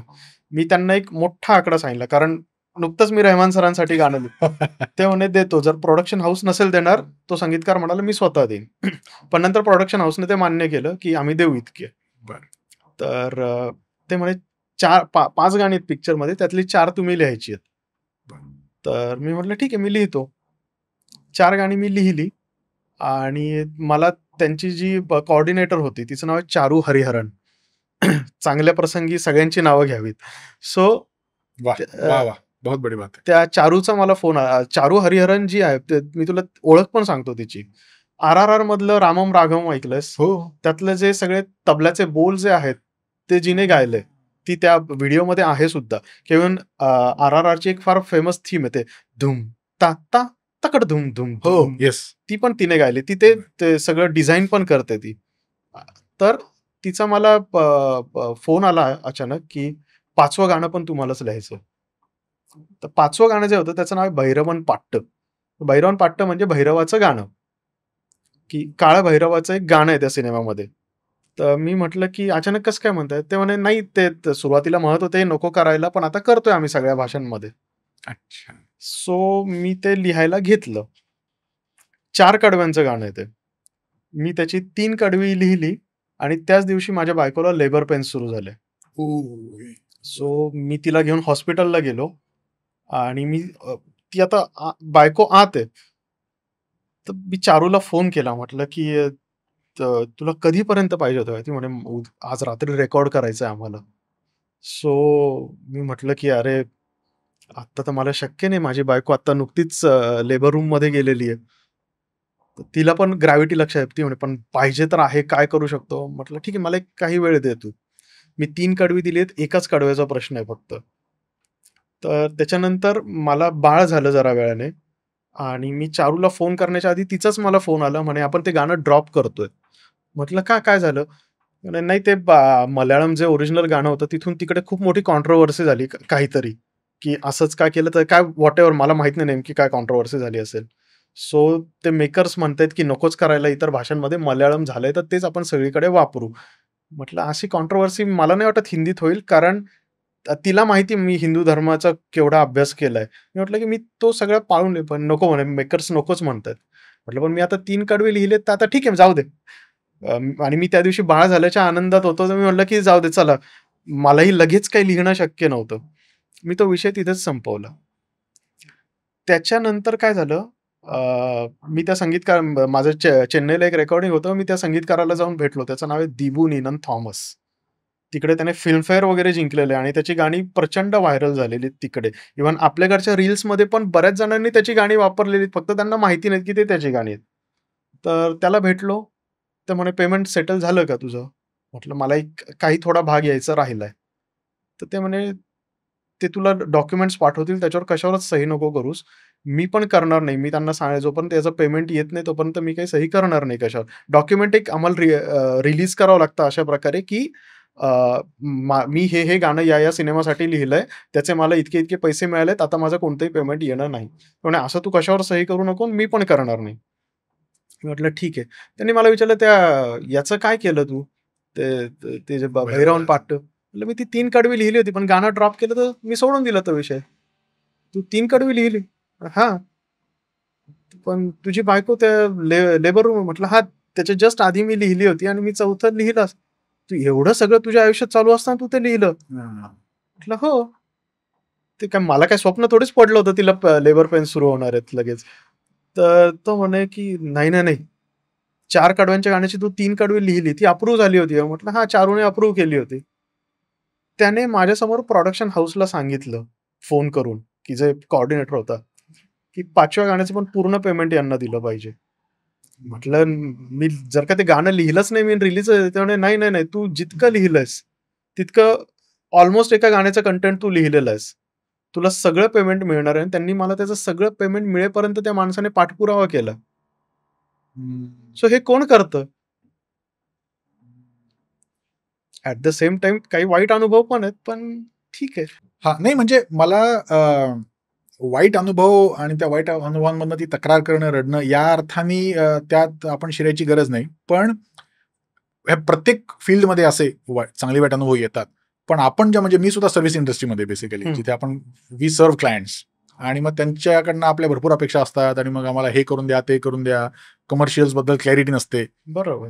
आणि त्यातून एस्पेशली इन अर्ली डेज म्हणजे विक्रम एडकेंचं नाव जेव्हा गीतकार म्हणून ठळकपणे यायला लागेल तेव्हा कदाचित असं प्रॉब्लेम सॉल्व्ह करणार झाले नाही असतील. कोणी. पण बरोबर. तोपर्यंत till the time you reach there आणि शेवटी अडचण येत नाही. तर तो तुझा प्रवास आहे.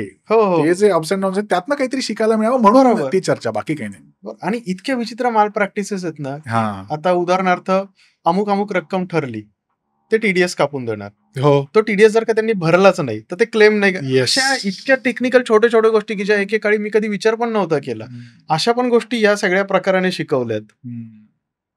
बरोबर.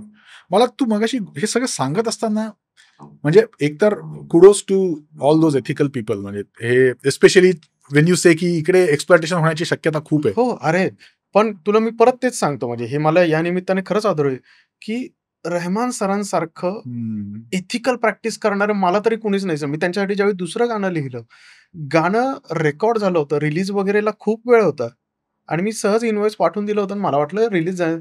पण रेकॉर्ड झाल्यानंतर त्याचा मला फायनल बाउन्स मिळायच्या आधी, त्याच्या आधीच मला पेमेंट आलं होतं सगळं. म्हणजे ज्यावेळी त्यांच्याकडून काम असतं त्यावेळी ते किती पाळतात आणि इतर प्रोडक्शन हाऊस ते कसं वागतात, याच्यात इतका जमीन आसमानाचा फरक आहे. बरोबर आहे. मला तेच, पण हे गंमतशीर आहे बघा, की आपण सर्वांनी नैतिक वागायला हवं. आपण सर्वांनी पैसे वेळेवर चुकते करायला हवे. This should be normal. अरे this should be the usual behaviour. We have reached a stage जिथे तुम्ही जर व्यवहार व्यवस्थित करत असाल तर ते कौतुकास्पद व्हायला लागले. हा, म्हणजे जे करणं कर्तव्य आहे ते हा केल्याचं जर का तुम्हाला त्यासाठी शाबासकी मिळण्याची वेळ येत असेल, किती वाईट गोष्टी झाल्या. तू खरं बोलतो, याचं कौतुक करायची वेळ जर आली तर कसं होणार. आणि पैसे पण खूप लांबची गोष्ट आहे. गाणं ज्यावेळी रिलीज होतं, आता कॉपीराईटचे वेगवेगळे जे कायदे आहेत, तर lyricist is one of the stakeholders, की तो गाण्याच्या वन ऑफ द ओनर्स पैकी असतो. मग नंतर ते गाणं प्रोडक्शन हाऊसला दिलं जातं वगैरे, पण रॉयल्टी तर लिरिसिस्ट क्लेम करू शकतो. ओके. सो गाणं ज्यावेळी रिलीज होतं, गाण्याच्या सोबत संगीतकाराचं मूळचं ते चाल असते, त्याच्यामुळे त्याचं नाव आधी येतं, दुसरं नाव लिरिसिस्टचं येतं आणि मग गायकांचं नाव येतं. हे पाळलं जात नाही. 70-80% वेळा तरी हे पाळलं जात नाही. हे लिरिसिस्टचं नाव कुठेतरी सगळ्यात खाली ठेवणं आणि मग काय फरक पडतो अशा प्रकारे वागणं, हे इतक्या कॉमनली घडतं. But at the same time दक्षिणेकडे मी जितकं का, आता रहमान सरांसारखा माणूस, ते मला ओळखत पण नाही. मी त्यांच्यासाठी एक गाणं लिहिलं, त्यांच्या नावाच्या शेजारी माझं नाव त्यांना देण्याचं काहीच कारण नाहीये. पण ते गाणं माझ्या Spotifyच्या आर्टिस्ट प्रोफाईलवर मला एक दिवस आधी दिसायला लागलं. त्याच्यानंतर ते तिथं रिलीज झालं. त्यांच्यासोबत त्यांना सांगायची पण वेळ नाही आली त्यांच्या टीमपैकी कुणाला, की इथे माझं नाव द्या, मला क्रेडिट द्या, त्याच्यानंतर मला टॅग करा. काहीही सांगण्याची वेळ येण्याच्या आधी त्यांनी ते सगळं केलं होतं.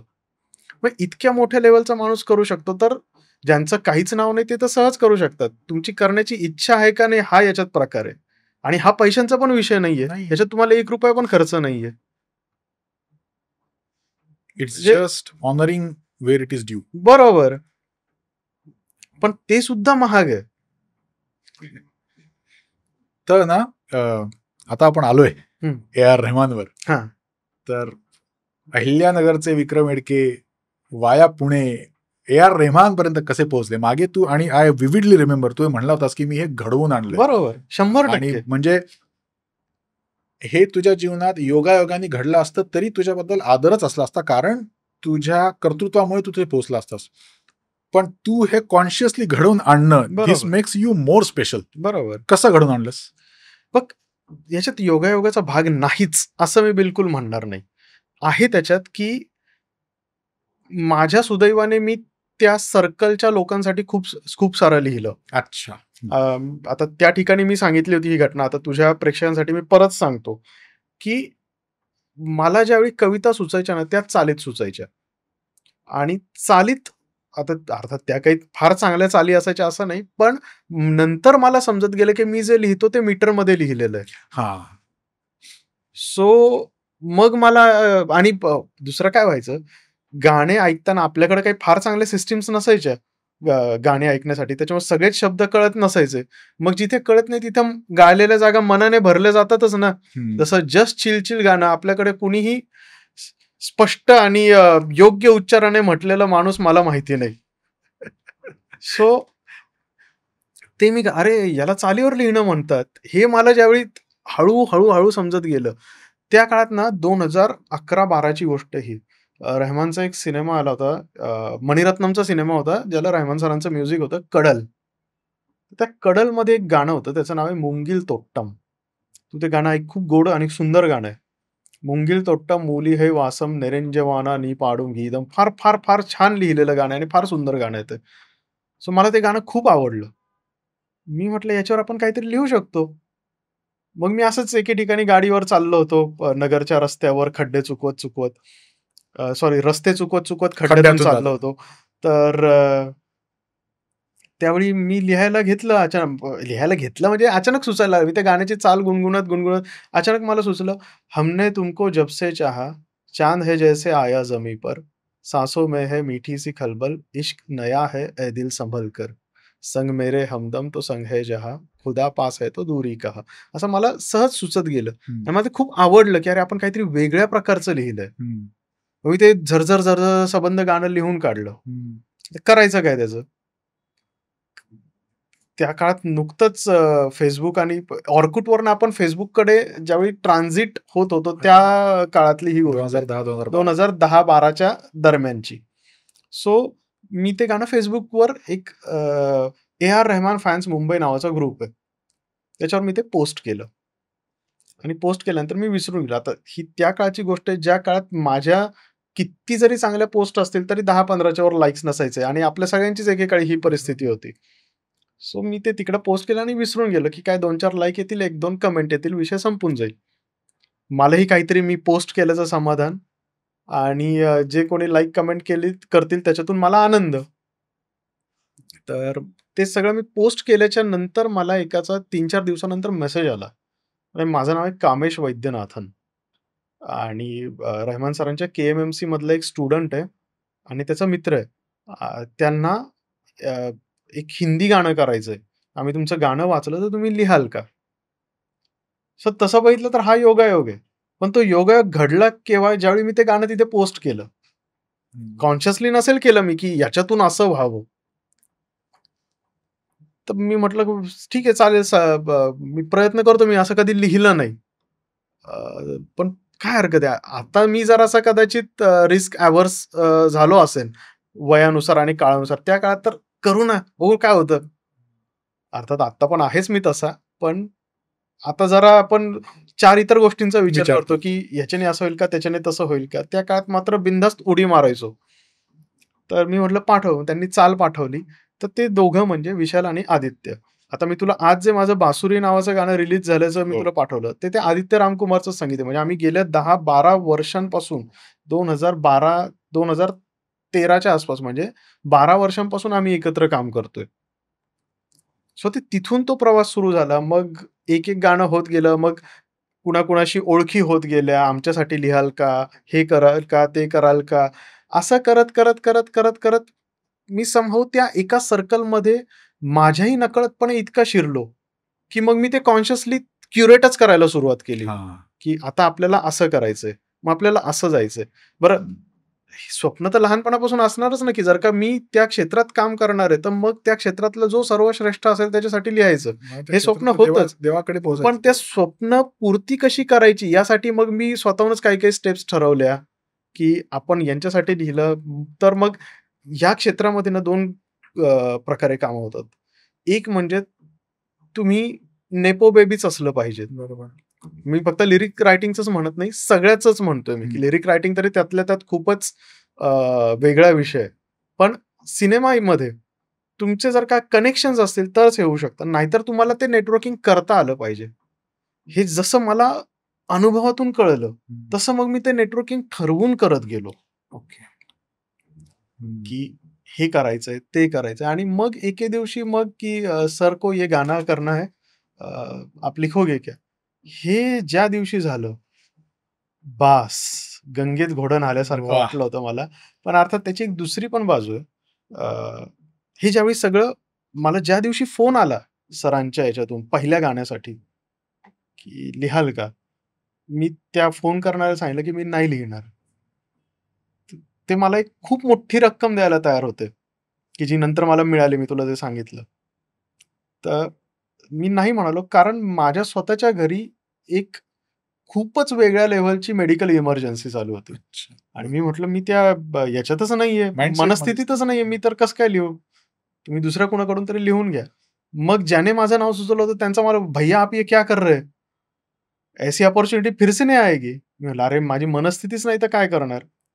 मग पण नंतर म्हणजे सॉरी मध्येच तोडतोय. अशी रिक्वेस्ट आल्यानंतर काही टाइम बाउंड याच्यातच ते पटकन डिलिव्हर करायचं असतं हो, का? हो, हो. डेडलाईन असते. अच्छा आणि तुझं त्या ह्याच्यात ते बसत नव्हतं. त्या डेडलाईनचा पण विषय नव्हता. इच्छाच नव्हती माझी. ते जे गाणं मी जे लिहिलं, त्या गाण्याचा विषय पहिलं गाणं जे होतं ते अगदी हिरो एलिव्हेशनचं सॉन्ग जरासं मोटिव्हेशनल गाणं अच्छा, होतं. अच्छा. मी जर का आतूनच मोटिव्हेट नाही तर मी कसं लिहू? असं मला वाटत होतं.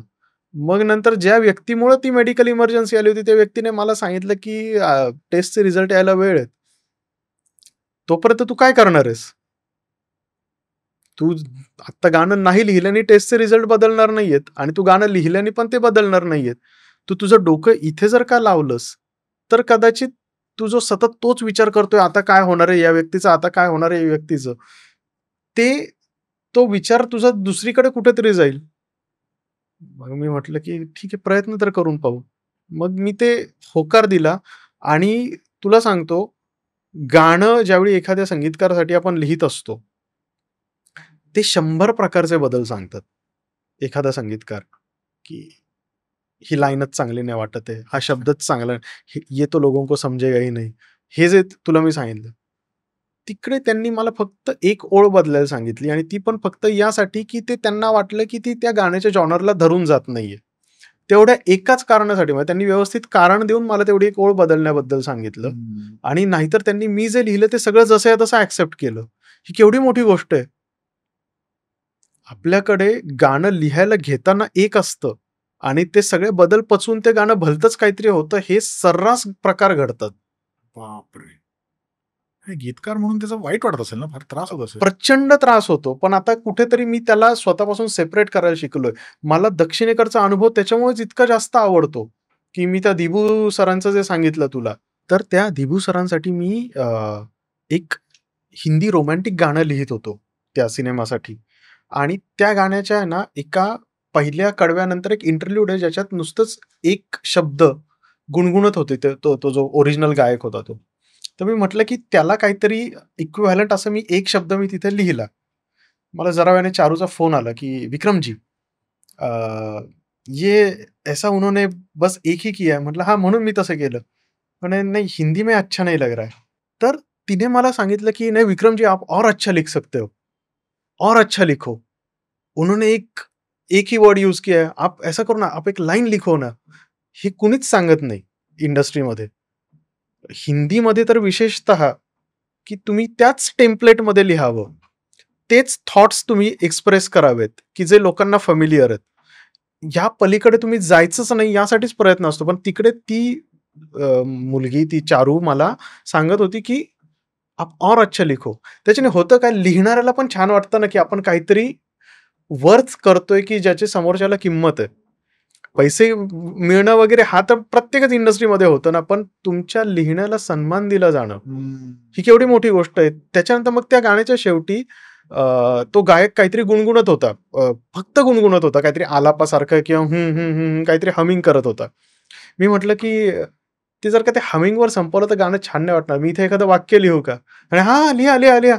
मग मी ते स्वतःहून मला करावंसं वाटलं, की मी काहीतरी करेन. नाहीतर मग इतर वेळी मलाही वाटलं असतं, जाऊ दे ना, ह्यांनाच काही पडलेली नाही, तर आपण कशाला विचार करायचा. ज्यावेळी गाणं रिलीज झालं, तू अजूनही YouTubeवर जाऊन त्या गाण्याचे लिरिक व्हिडिओज पहा. मी काही फार नावाजलेला गीतकार नाहीये. पण त्यांनी इतक्या मोठ्या याच्यात गीतकाराचं नाव दिलं आणि हे माझ्याच बाबतीत करतात असं नाही, ते सगळ्याच गीतकारांच्या बाबतीत करतात. रहमान सरांचे कित्येक सिनेमे असे असतील दक्षिणेकडे, की ॲन A.R. रहमान म्युझिकल हे आधी लिहून येतं. ॲन इलायराजा म्युझिकल आधी लिहून येतं.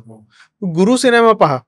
गुरु सिनेमामध्ये गुरुचं जे टायटल क्रेडिट्स येतात ना, सगळी नावं ती टाईप केल्यासारखी येतात टाईप रायटरवर. सगळी नावं उलटी पालटी येतात. फक्त रहमानचं नाव सरळ येतं. हे एक प्रकारे होमाज आहे ना त्या सगळ्यासाठी. एक प्रकारे ट्रिब्यूट आहे या सगळ्याला, की त्यांना त्या कलेची किंमत आहे.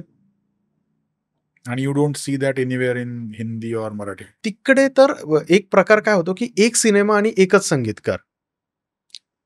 हे आता त्यांच्याकडे हळूहळू ते लोन यायला लागलंय, की वेगवेगळ्या संगीतकारांकडनं गाणी करून घेणं किंवा 2-3 संगीतकार वापरणं. पण एक सिनेमा एक संगीतकार असेल ना, तर होमोजिनिटी राहते साऊंडमध्ये सुद्धा. हिंदीमध्ये प्रॉब्लेम काय होतं, की जी संगीतकार असतात, खास करून नवे संगीतकार, ते लेबलला गाणी पिच करत असतात, की हे गाणं आहे, हे गाणं आहे, हे गाणं आहे. म्हणजे मी हे म्युझिक तयार केलंय, हां, हां, माझं हे हां. कंपोजिशन आहे. प्रॉपर पिच केली जातात गाणी बरं. आणि त्यांचे ती टीम असते एक, की जी ॲक्विजिशन करत असते अशा गाण्यांचं. पण म्हणजे सो पिच करताना या मूडचं असं गाणं हो. वगैरे असं पिच केलं नाही, नाही, नाही. स्क्रॅच बनवून प्रॉपर शब्द लिहिलेले जातात त्याच्यावर कोणी गायक गातो. फार मिक्सिंग वगैरे करत नसतील कदाचित, पण स्क्रॅच काही तर म्हणजे फुली प्रोड्युस्ड गाणं त्यांना पिच करतात, की हे असं गाणं आहे. लेबलला आवडलं की ते घेतात, ते त्यांच्या चॅनलवर रिलीज करतात किंवा त्यांच्याकडे समजा कोणी डिरेक्टर की फिल्म मेकर आला, हे गाणं जाऊ शकेल किंवा एखादा फिल्म मेकर आला तर मग त्याला 10 जण गाणी पिच करत असतात, की हे गाणं आहे, हे गाणं आहे, हे गाणं आहे. मग तो त्या 10तलं एखादं निवडतो. त्याच्याने होतं काय, एक गाणं एका जॉनराचं ऐकू येतं, दुसरं गाणं वेगळ्याच साऊंडचं ऐकू येतं. हिंदी आता तू बघ ना, आता परवा त्या मेट्रो इन दिनोची गाणी रिलीज झाली. सगळं म्युझिक प्रीतमने केलं. त्या गाण्यांमध्ये केवढी होमोजिनिटी आणि एक थीम कॅरी केली जाते. सबंध अल्बम वातावरण निर्मिती होते. एक्झॅक्टली. पण तेच इतर बरेच मोठमोठे सिनेमे आहेत, की ज्यांची आता मी नावं नाही घेत, पण वेगवेगळे संगीतकार गाणी करतात. मग एखादं गाणं खूपच चांगलं होतं, एखादं गाणं खूपच वाईट होतं, किंवा एखादं गाणं असं ऐकू येतं, एखादं गाणं तसंच ऐकू येतं. बघ ना, म्हणजे दिल चाहता है मध्ये तू कोणतंही गाणं ऐक, तू त्या आल्हाददायक त्या अशा एका बरोबर त्या मानसिकतेत. आणि होतं कशामुळे हे, की संगीतकाराला, लिरिसिस्टना, आता लिरिसिस्ट तर ठीक आहे, फरहान अख्तरचे वडीलच होते तिथं, त्याच्यामुळे त्यांना जरा ऍक्सेस जास्त होता. पण पूर्वी असं करायचे, आता हे खूप कमी झालंय, की लिरिसिस्टना पण स्क्रिप्ट वाचायला देणं. मी तर मला ज्यावेळी एखादा प्रोजेक्ट येतो, मी म्हणतो मला स्क्रिप्ट तुम्ही वाचायला द्या. मी त्यांच्याशी NDA करायला पण तयार असतो, की मी ती कुठं डिस्क्लोज करणार नाही. आणि मी केलेले तसे, की मला तुम्ही स्क्रिप्ट वाचायला द्या, मी ती स्क्रिप्ट वाचेन आणि मग तुमच्या पात्रांची भाषा मला कळेल, मग ते कोणत्या बॅकग्राऊंड मधून आलेत ते मला कळेल, मग ते कोणत्या प्रकारे एक्सप्रेस होऊ शकतील ते मला कळेल, मग माझ्या लिहिण्यात ते उतरेल. ही तर बेसिक स्टँडर्ड प्रॅक्टिस पाहिजे. पण तशी नाही केली जात ना. तुला मी सांगतो काय, एक गाणी पिच केली जातात. त्याच्यामुळं मग, की या बॅकग्राऊंडचं पात्र त्या प्रकारच्या भाषेत गाणं का गाईल, हा बेसिक प्रश्न निर्माण होतो ना. अर्थात त्यांना असं वाटतं की लोकांना तो प्रश्न पडतच नाही आणि त्यांना स्वतःला काही घेणं देणं नसतं. तेच म्हणजे परत तेच टू कमर्शियलायझेशन ऑफ एव्हरीथिंग. आणि मराठीत तर याच्यापेक्षा एक वेगळा प्रॉब्लेम आहे, की हिंदीत निदान बजेट तरी देतात, की काहीच नाही तर एक खूप चांगली रक्कम तरी दिली जाते. पण मराठीमध्ये तर बजेट सुद्धा नाही दिलं जात. मराठी चित्रपट त्या दुष्टचक्रात. आणि मराठी सिनेमांचा दुसरा काय प्रॉब्लेम झालाय माहिती का, आपल्याला ना, हिंदीवाल्यांना पण, मराठीच कशाला, हिंदीला सुद्धा आपल्याला ना फर्स्ट कॉपीज करायला खूप आवडतं. ओरिजिनल काहीतरी करण्यापेक्षा इसके जैसा बनत आहे. अरे प्रॉपर गाण्यांचं ब्रीफ देताना अमक्या गाण्यासारखं पाहिजे असं लिहून येतं. सैराट आल्यानंतर किती फर्स्ट कॉपीज निर्माण झाल्या सैराटच्या म्युझिकच्या किती फर्स्ट कॉपीज निर्माण झाल्या. मग कोणीतरी काहीतरी नवीन करण्याची काहीतरी हिंमत करतो आणि कसं काय संभवतो त्या या जंजाळातून बाहेर पडून ते करू शकतो. त्याच्यानंतर मग ते चालून गेलं की अच्छा वैसा बनाते. हेच चक्र आपल्याकडे चालू आहे.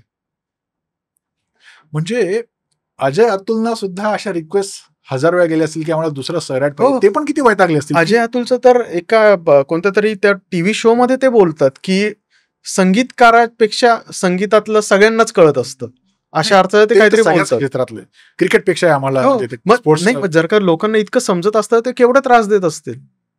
Very true. त्याच्यातून पण जे चांगलं संगीत निर्माण करून जे चांगलं त्यांचा मला प्रचंड हेवा वाटतो. म्हणजे मराठीमध्ये मी खरंच सांगतो, मला वैभव जोशींचा प्रचंड हेवा वाटतो आणि चांगल्या अर्थी. मी काय त्यांच्यावर जळतो अशातला भाग नाही. मला हेवा वाटतो की इतके सगळे त्रास त्यांना पण असतील, या अडचणी त्यांना पण असतील, त्याच्यातून ते काहीतरी चांगलं लिहून लोकांसमोर आणू शकतात. ही केवढी म्हणजे कल्पनेपलीकडची गोष्ट आहे. गुलजार जर का आजच्या काळात सुरुवात करत असतात, त्याचं बिचाराचं करिअरच नसतं होऊ दिलं या लोकांनी. कारण ते जे लिहितात ते मुळात समजण्यापासूनच जर का अडचणी असतील तर मत लिखो आप, असंच म्हटले असते. खूपच कॉम्प्लिकेटेड आहे. हो, समजतच नाही, झेपतच नाही. आणि ह्या सगळ्याच्या मागे काहीतरी क्राफ्ट असू शकतं, या सगळ्याच्या मागे काहीतरी विचार असू शकतो, काहीतरी त्या सगळ्याला ग्रामर असू शकतं. हेच जिथं कोणाच्या गावी नसतं तिथं त्याची कसं काय रिस्पेक्ट केली जाणार. आणि the most insulting part is की तुम्ही हे गृहीत धरताय की तुमचा कस्टमर, तुमचा प्रेक्षक त्यालाही कळत नाही. हे किती इन्सल्टिंग आहे.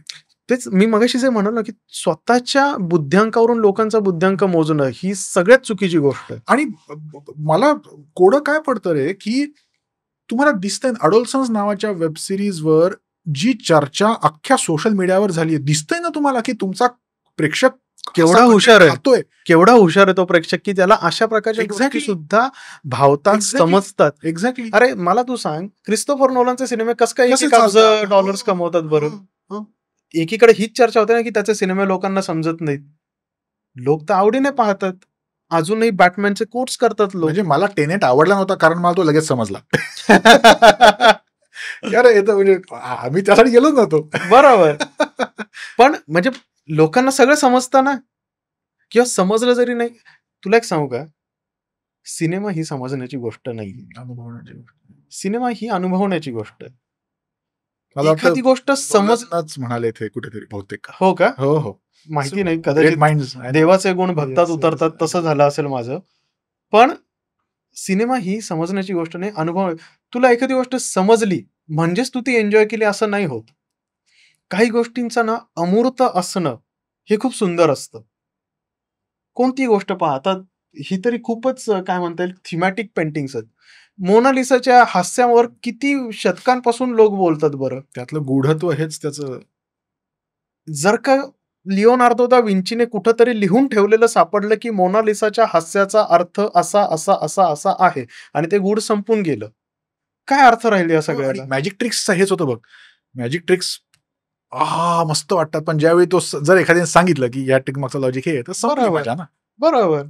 हा म्हणजे मी तर म्हणतो नोलन वगैरे फार मोठी झाली. सिनेमाने ना तुम्हाला काहीतरी इंटेलेक्च्युअली दिलंच पाहिजे अशातले भाग. सिनेमा तुम्हाला फील करायला लावतोय का काही, हे फार महत्वाचं आहे. ट्रू. कारण तुम्ही जर का त्या पात्रांसोबत हसला नाहीत, त्या पात्रांसोबत रडला नाहीत, त्या पात्रांसोबत तुम्ही जगलाच नाहीत, तर ती पात्र तुमच्या आयुष्याचा भाग बनतीलच कशी? ते आणि नॉट नेसेसरीली की त्या गोष्टी तुमच्या आमच्या आयुष्यात. आता मध्यंतरी एक हिंदी सिनेमा आला होता की जो खूप जोरात पडला. त्या सिनेमाचा डिरेक्टर म्हणाला की लोकांनी या गोष्टी कधी अनुभवल्याच नाहीत म्हणून माझा सिनेमा त्यांना आवडला नाही. मला सांग, गॉडफादर मधल्या लोकांचं आयुष्य आपण किती जणांनी अनुभवलंय? किती जण? बाहुबलीमध्ये ज्या गोष्टी घडतात ते कोणाच्या आयुष्यात घडल्यात बरं कधी? नाही म्हणजे हे तर हास्यास्पद आहे. हो, तुम्ही लोकांना दोष दिला, इथं तुमच्यातलं कर्तृत्व संपलं. आणि मराठी मजकूर निर्मिती, मी तर फक्त चित्रपटी म्हणत नाही, मग तू पुस्तकं म्हण, काव्य म्हण, वेब सिरीज म्हण, चित्रपट म्हण, पत्रकारिता म्हण, सगळ्यांना हे मराठी लोकांना मूर्ख ठरवण्यावरच त्यांची कला सुरू होते आणि संपते. बरोबर. आणि कदाचित असं असेल की लोक डंब आहेत ह्यावरच त्यांचं दुकान चालत असं. म्हणजे या काय म्हणते या भ्रमावरच त्यांचं दुकान, या भ्रमावर, हे विकण्यावर तुम्हाला काही कळत नाही, आम्ही समजून सांगू, आम्ही जे म्हणू तेच. त्यामुळे म्हणजे मग लोक काय करतात, लोक तुमच्या सिनेमाकडे पाठ फिरवतात. लोक OTTवर जगभरचा कंटेंट बघतील. हो. मग एखादी चायनीज, कोरियन, इस्रायली, फ्रेंच ज्या भाषा सुद्धा समजत नाहीत त्या मालिका बघतील, त्या सिनेमे बघतील किंवा थिएटरला जाऊन दक्षिणेकडचे सिनेमे आवर्जून बघतील, ते हिट करतील. ऍब्सोल्युटली. म्हणजे मला जेव्हा कोणी म्हणजे मराठी चित्रपटाचा विषय निघाला, जेव्हा कोणी म्हणतं ना की मराठी प्रेक्षक अशा मराठी चित्रपटांना दाद देत नाही, तर माय क्वेश्चन इज, तुम्ही मराठी प्रेक्षकांसाठी बनवताय कुठे? आज बरोबर. तुम्ही तो विचारच नका करू ना, तुम्हीच तुमचा व्ह्यू नॅरो ठेवता. आणि म्हणजे परत- आहेत त्या मराठी प्रेक्षकांना तुम्ही विकू आणि शकत नाही. परत काय होतं माहिती का, की त्याच्याही पुढे जाऊन मी सांगतो, अमुक प्रेक्षकांसाठी मला सिनेमा बनवायचा असा विचारच का करतात? तेच म्हणतोय ना. आजच्या काळामध्ये सिनेमा हा ग्लोबल प्रकार झालाय. एक्झॅक्टली. माझा मराठीत बनवलेला सिनेमा आज कदाचित आफ्रिकेच्या एखाद्या कोपऱ्यामध्ये पण कोणीतरी बघत असेल, किंबहुना त्यांनी तो बघावा ही आपली इच्छा आणि आकांक्षा असली पाहिजे. ट्रू. आता महाराजासारखा सिनेमा विजय सेतुपतीचा, की जो आपल्याकडे प्रचंड बघितला गेला आणि खूप मोठा हिट झाला. त्याची नॉन लिनियर स्टोरी टेलिंगची मजा लोकांना आवडली, कळली आणि त्यांनी ती ऍक्सेप्ट केली ना. येस. तिथं जर का ते म्हण नाही ये लोगों को नहीं समजेगा, बनलाच नसता सिनेमा. अगदी बरोबर आहे. आता या मी मगाशी जे म्हणालो ना, तेच परत म्हणेन विक्रम, की fortunately or unfortunately you are not a commercial lyricist per se. तू यात तुझा आत्मा ओतून, तुझा जीव ओतून काम करतोय. आणि हा प्रश्न 2 टप्प्यात आहे. तुला तुझं करिअर पुढे नेताना तुला हे सगळे ऑफकोर्स हे म्हणजे रडत राहण्यात अर्थ नाहीये. This is what it is. So you must be working around it and trying to give your best out of all the limitations you have. तर यातनं मार्ग काढत आता पुढे जाण्याचा how do you see your path in future, हा अर्धा प्रश्न. दुसरा प्रश्न आहे की आर्टिफिशियल इंटेलिजन्समुळे, ते ChatGPT असेल, जेमिनाय असेल, त्यात म्हणजे मगाशी माझ्या मनात एक प्रश्न पडून गेला की तुला 3 कडवे पूर्ण केली, ती 4थी तू करू शकला नाहीस. तू ती 3 कडवी ChatGPT टाकून याच जॉनरमधलं, याच टोनॅलिटीमधलं, याच फॉर्मॅटमधलं, अशीच लयबद्धत असलेली अजून 4-5 मला कडव्यांचे पर्याय दे असं म्हणलं असतं, कदाचित तुला पटकन उत्तर मिळालं असतं. तू ते केलं नाहीस बिकॉज यू आर करणारही नाही. Exactly, because you are honest to your profession. पण तुझं कॉम्पिटिशन त्या सगळ्या लोकांबरोबर आहे, हो. हे करणार आहेत. तर हे या दोन्ही प्रश्नांची उत्तरं have you thought about it? हो, 100%. आता कसं आहे माहिती का, तू तरी नुसतं लिरिक रायटिंगचं बोलतोयस, मी त्याच्याही पुढे जाऊन सांगतो. मी गेल्या काही दिवसांपूर्वी एक स्क्रिप्ट लिहून संपवली. ओके, ती स्क्रिप्ट आहे पिरियड ॲक्शन थ्रिलर, की जी एका रात्रीत कथा घडते शिवकाळामध्ये आणि म्हणजे ॲक्शन थ्रिलरच आहे ती. ती घेऊन मी आता काही दिवसांपूर्वी मी संपवली, कारण मला पाहिजे तशी मी ती लिहिली. त्याचं एक प्रोड्युसर्स पिच डेक आणि त्याचं प्रोड्युसर्सना ऐकवण्याचा जो ड्राफ्ट आहे तो 2023च्या ऑक्टोबर पासून आहे माझ्याकडे. 2 वर्ष होऊन गेली साधारण. 2 वर्षापासून ती कथा घेऊन मी अनेक मराठी प्रोड्युसर्सकडे जातोय. अगदीच वेगळ्याच भाषेत त्यांची उमरे झिजवतोय. पण ती त्या टेम्पलेटमध्ये बसत नाही, त्याच्यामुळे कदाचित त्यांना ते आवडत नाही. आता मी काय केलं, मग मी ती स्क्रिप्ट पूर्णच्या पूर्ण इंग्रजीत लिहिली. आता मी जे मी तुला सांगितलं काही दिवसांपूर्वी लिहून संपवले तो इंग्रजी ड्राफ्ट. मी ती सबंध स्क्रिप्ट इंग्रजीत लिहिली. आता मी विचार करतो मी कन्नडमध्ये जाईन, तेलुगूमध्ये जाईन, मल्याळममध्ये जाईल, तमिळमध्ये, तिथल्या प्रोडक्शन हाऊसना पिच करेल. कदाचित त्या कथेच्या नशिबात असं असेल की तिकडे बनावी.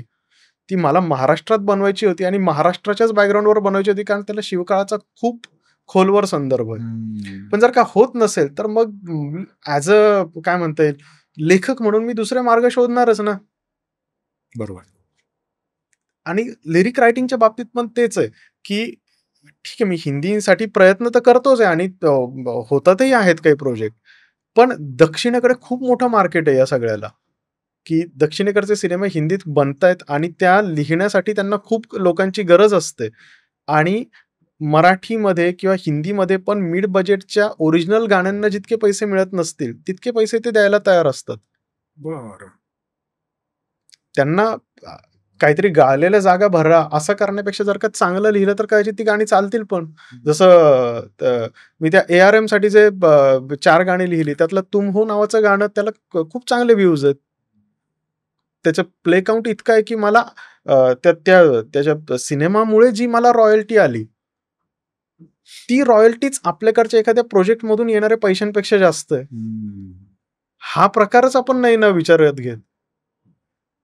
आणि तुझं म्हणा ChatGPTचं, तर मी जसं तुला सांगितलं की मी ते माझ्या कलेसाठी नाही वापरणार कदाचित की मला तू लिहून दे. ते तत्वात नाही बसत म्हणून. करणारे करत असतील आणि केले जातात हे प्रकार. म्हणजे ज्याने ChatGPT वापरलं ना त्याला लगेच कळतं की हे ChatGPTने लिहिलंय. पण मग मी काय करतो, मी ते गाणे समजा माझं एखादं रिलीज होणार असेल, मी त्याची पोस्ट लिहिण्यात आता वेळ नाही घालवत. मी ChatGPTला म्हणतो, "तू मला ती लिहून दे, हे गाणं आहे." नाईस. म्हणजे त्याच्याकडे तुम्ही रिप्लेसमेंट म्हणून पाहण्यापेक्षा एक स्मार्ट असिस्टंट की ज्याला तुम्ही जर का अगदी असंच पाहिजे हे जर का तुम्ही त्याला क्लिअरली सांगितलं तर तो खूप क्लिअर तुम्हाला उत्तरं देतो. बरोबर. मग मी त्याच्याकडनं अशा पोस्ट लिहून घेतो किंवा मी समजा काहीतरी कंटेंट लिहिलं की मला याच्यावर रील करायचं, जसं आख्यासाठी मी जे करतो तो विषय तर आपण आज बोललोच नाही, पण तो कधीतरी परत बोलूया. तर मी त्या रीलसाठी स्क्रिप्ट दिली की तो मला सांगतो की आपण जर का अशाच्या ऐवजी ही स्क्रिप्ट अशी केली तर जास्त चांगल्या प्रकारे होऊ शकेल. तर हे असे सजेशन्स मी घेतो. मी तिसरं काम काय करतो की मला एखाद्या याच्यासाठी ना खूप सारे शब्द सुचत असतात. मग मी वजन चेक करण्यासाठी त्या ओळीचं वजन चेक करण्यासाठी गाण्यासाठी मी त्याला विचारतो की हे बरोबर वाटतंय का, ते बरोबर वाटतंय का. मग त्याच्याकडनं पर्याय जरी आले तरी शेवटी मला जे लिहायचं तेच मी लिहित असतो. कारण परत AI किती जरी पुढे गेलं त्याला ना ह्या मागचं मॅथमॅटिक्स कळू शकेल, त्याला या मागचं ग्रामर समजू शकेल, पण त्या मागच्या ज्या भावना आहेत त्या तुमच्या स्वतःच्या नसल्या ना तर ते गाणं निर्जीव होऊन जाईल. अगदी बरोबर. त्यामुळे मग मी त्याच्याकडनं पर्याय मागतो, पण मी शेवटी मला जे पाहिजे तेच करतो. आता गाणं लिहून झालं, अप्रूव्ह झाल्यानंतर पण मी कधीतरी सहज खेळ म्हणून ChatGPTला सगळे लिरिक्स आणि ती ट्यून देतो, म्हणतो कसं वाटतंय, आणि त्याला जर का सांगितलं बी क्रिटिकल तर तो क्रिटिकल अनालिसिस सुद्धा करतो. तर मी त्याला देतो आणि त्याला विचारतो की कसं वाटतंय, तर तो सांगतो की हे असं बसायला पाहिजे होतं, ते तसं मी त्यातलं काहीच मनावर घेत नाही, कारण मला माहिती की ते तसं नाही बसणार. सो आपल्याला जे करायचंय त्याच्यात त्याची खूप मदत होऊ शकते. पण म्हणून तो उद्या मला रिप्लेसच करू शकेल का, तर 100% करू शकतो. आज नाही करणार, पण आणखी काही काळानंतर तो नक्कीच. कारण काय होतं सिनेमामध्ये ना, लोकांना चीप गोष्टी पाहिजे असतात. चीप म्हणजे काय, स्वस्तात फुकटात मिळालं तर अजूनच चांगलं. फुकट ते पौष्टिक हाच तिथला मंत्र आहे. विक्रम काहीतरी खूप जगापेक्षा भारी लिहित असेल कदाचित, पण विक्रम ते लिहिण्याचे XYZ पैसे मागतो. हो ना. पण ChatGPTला तेच दिलं. लोकांना काय कळतंय, लोकांना थोडीच अक्कल आहे. ही जी मानसिकता आहे ना, लोकांचा बुद्ध्यांक स्वतःच्या बुद्ध्यांकाने मोजणे, त्याच मानसिकतेतून उद्या या गोष्टी घडणार आहेत आणि घडत पण असतील आजच्या काळात. की द्यायचं आणि मग फुकटात जे मिळतंय ते घ्यायचं. आता अनेक AI ॲप्स आहेत की जे अख्खच्या अख्खं गाणं बनवून देतात तुम्हाला. अनेक ॲप्स आहेत की जे अख्खच्या अख्खा व्हिडिओ प्रोड्यूस करून देतात तुम्हाला. अनेक ॲप्स आहेत की जे अगदी लाईफ लाईक व्हिडिओज बनवतात, जसं VO3 किंवा ChatGPT की जो तो स्वतःच म्हणतो की सर काय देऊ अजून तुम्हाला, गाणं लिहू का सर याच्यावर, सर मी याच्यावर शायरी लिहू का, सर मी याच्यावर गझल लिहू का. ज्यांना ते फुकटात पाहिजे ते करून घेणार आहेत. पण परत मला काय वाटतं, मी माझी फुशारकी मारतोय अशातला भाग नाही, पण काही काळानंतर ना माणसाने लिहिलेलं, विचार करणाऱ्या, फील करणाऱ्या माणसाने लिहिलेलं, या गोष्टीची काहीतरी एक्सक्लुझिव्हिटी येईल. USP येईल तीच USP की आमच्या सिनेमाची सगळी गाणी खऱ्या माणसाने लिहिली. हा केवढा मोठा त्या काळात काय म्हणतील क्लिशे ब्रेक करणारा, पाथ ब्रेकिंग प्रकार वाटेल. हो. त्यासाठी लिहिणं सोडलं नाही पाहिजे. आणि ह्या नाही तर त्या नाही तर या कोणत्या ना कोणत्या असेल ना तुमच्याकडे कला, ती तिचा मार्ग शोधत असते. बरोबर. ह्या नाही तर त्या मार्गाने ती बाहेर येईल, त्या नाही तर आणखी कोणत्या तरी मार्गाने अभिव्यक्त करता येईल.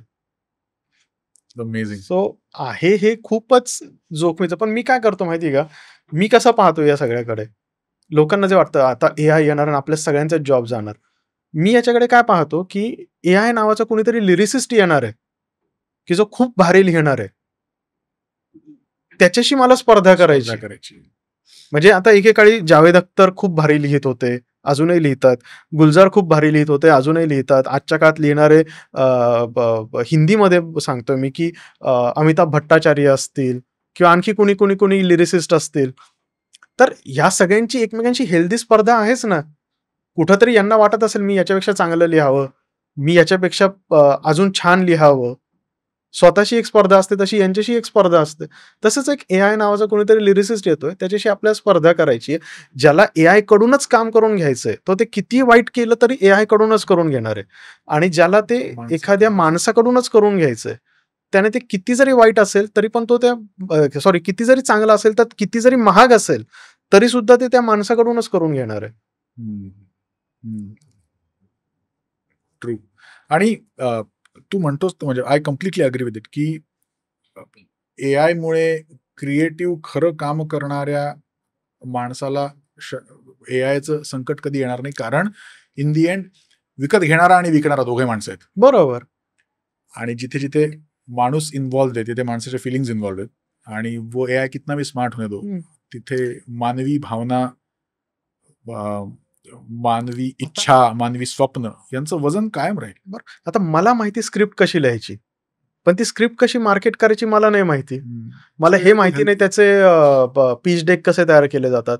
मला हे माहिती नाही त्यासाठी कॅरेक्टर स्केचेस कसे बनवले जातात. मला जर कोणी शिकवलं तर मी ते करेन, पण मला ते शिकण्यासाठी वेगळा वेळ द्यावा लागेल. मी समजा ChatGPTला माझी अख्खी स्क्रिप्ट दिली, तर तो मला अख्खा पिच डेक बनवून देतो. इथे मला फायदा आहे ना त्याचा. सो तेच की AI can be a great assistant, AI can be a great brainstorming partner. बरोबर. AI can be a great idea generator, AI can be a great auditor. म्हणजे मी ही कविता लिहिली आहे, ती अप्रूव्ह झाली, मला आवडली आहे वगैरे, ठीक आहे, पण तुला काय वाटतं हे म्हणल्यानंतर तो जो फीडबॅक देतो तो अगदीच भावनाशून्य फीडबॅक असल्यामुळे त्याच्यात काही छक्केपंजे नसतात. की काय होतं, मला बरेच जण विचारायला येतात, की सर मला पण लिहायचंय, तुमच्यासारखं लिहायचंय. फेसबुकवर असेल किंवा आणखी कोणत्यातरी लाँग फॉर्ममध्ये असेल. मला बरेच जण विचारायला येतात, की सर मला लिहायचंय, मी काय करू? हे मी लिहिलंय, याच्यात काय चुकीचं आहे मला सांगा. ते प्रत्येकाला मी सांगत असतो, तुला जर का लिहायचंय आणि एखादी गोष्ट तुझी दुरुस्त व्हावी वाटत असेल ना, तू आधी माझ्यासारख्या कोणालाही पाठवणं बंद कर. कोणालाही पाठवणं बंद कर. तू ते लोकांसमोर मांडायला लाग. तुला त्याच्यातनं तुझ्या चुका स्वतःहून कळल्या पाहिजे. सांगणारी व्यक्ती चांगल्या भावनेने सांगेलच असं नसतं. मला जर का वाटत असेल, अरे हा माझ्यापेक्षा भारी लिहितोय, हा पुढे नाही, अरे तू भंगार लिहितो, तू नको लिहूस, तू एक काम कर. होऊ शकतं ना एखाद्याच्या मनात. होतच. माझ्या स्वतःच्या बाबतीत काही जणांनी या गोष्टी केलेल्या आहेत. तो अर्थात तो भाग वेगळा, पण असं माणसाच्या मनात येऊ शकतं. एआयच्या मनात असं येत नाही. तो तुम्हाला अगदी भावनाशून्य रिस्पॉन्स देतो, की हे बरोबर वाटतंय, हे चुकीचं वाटतंय, हे असं पाहिजे, ते तसं पाहिजे होतं. ग्रेट. आपण कुठून सुरू केली चर्चा आणि कुठपर्यंत आलोय. हो ना. But that's the beauty of chatting with a friend यार. गप्पा मारताना विक्रम फार फार फार मजा आली आणि आय एम व्हेरी शुअर की आपल्या इन मराठी मंथनच्या प्रेक्षकांना सुद्धा खूप काही शिकायला मिळालं असेल आणि एन्जॉय केला असेल आपल्या गप्पा. आपण परत एकदा वेगळ्या विषयावर वेगळ्या प्रकारच्या गप्पा मारायला नक्की भेटूया. Thank you so much for coming यार. थँक्यू. खूप मजा आली. आणि सगळ्यात भारी गोष्ट ही की ठरलेल्या पठडीतले प्रश्न विचारण्यापेक्षा तू काहीतरी वेगळं विचारलंस, काहीतरी वेगळ्या विषयावर आपण बोलतो झालो. ते चांगलं असेल, वाईट असेल, माझ्याकडनं दिलं गेलेलं भारी असेल नसेल तो भाग वेगळा, पण काहीतरी वेगळं बोलायला मिळालं याचा मला प्रचंड आनंद होतोय. आणि माझी खात्री तुझ्या प्रेक्षकांनाही ते आवडेल, तुझ्या श्रोत्यांनाही ते आवडेल. Thank you so much. थँक्यू. भेटूया परत पुढच्या पॉडकास्टमध्ये. नमस्कार. वंदे मातरम. जय श्रीराम.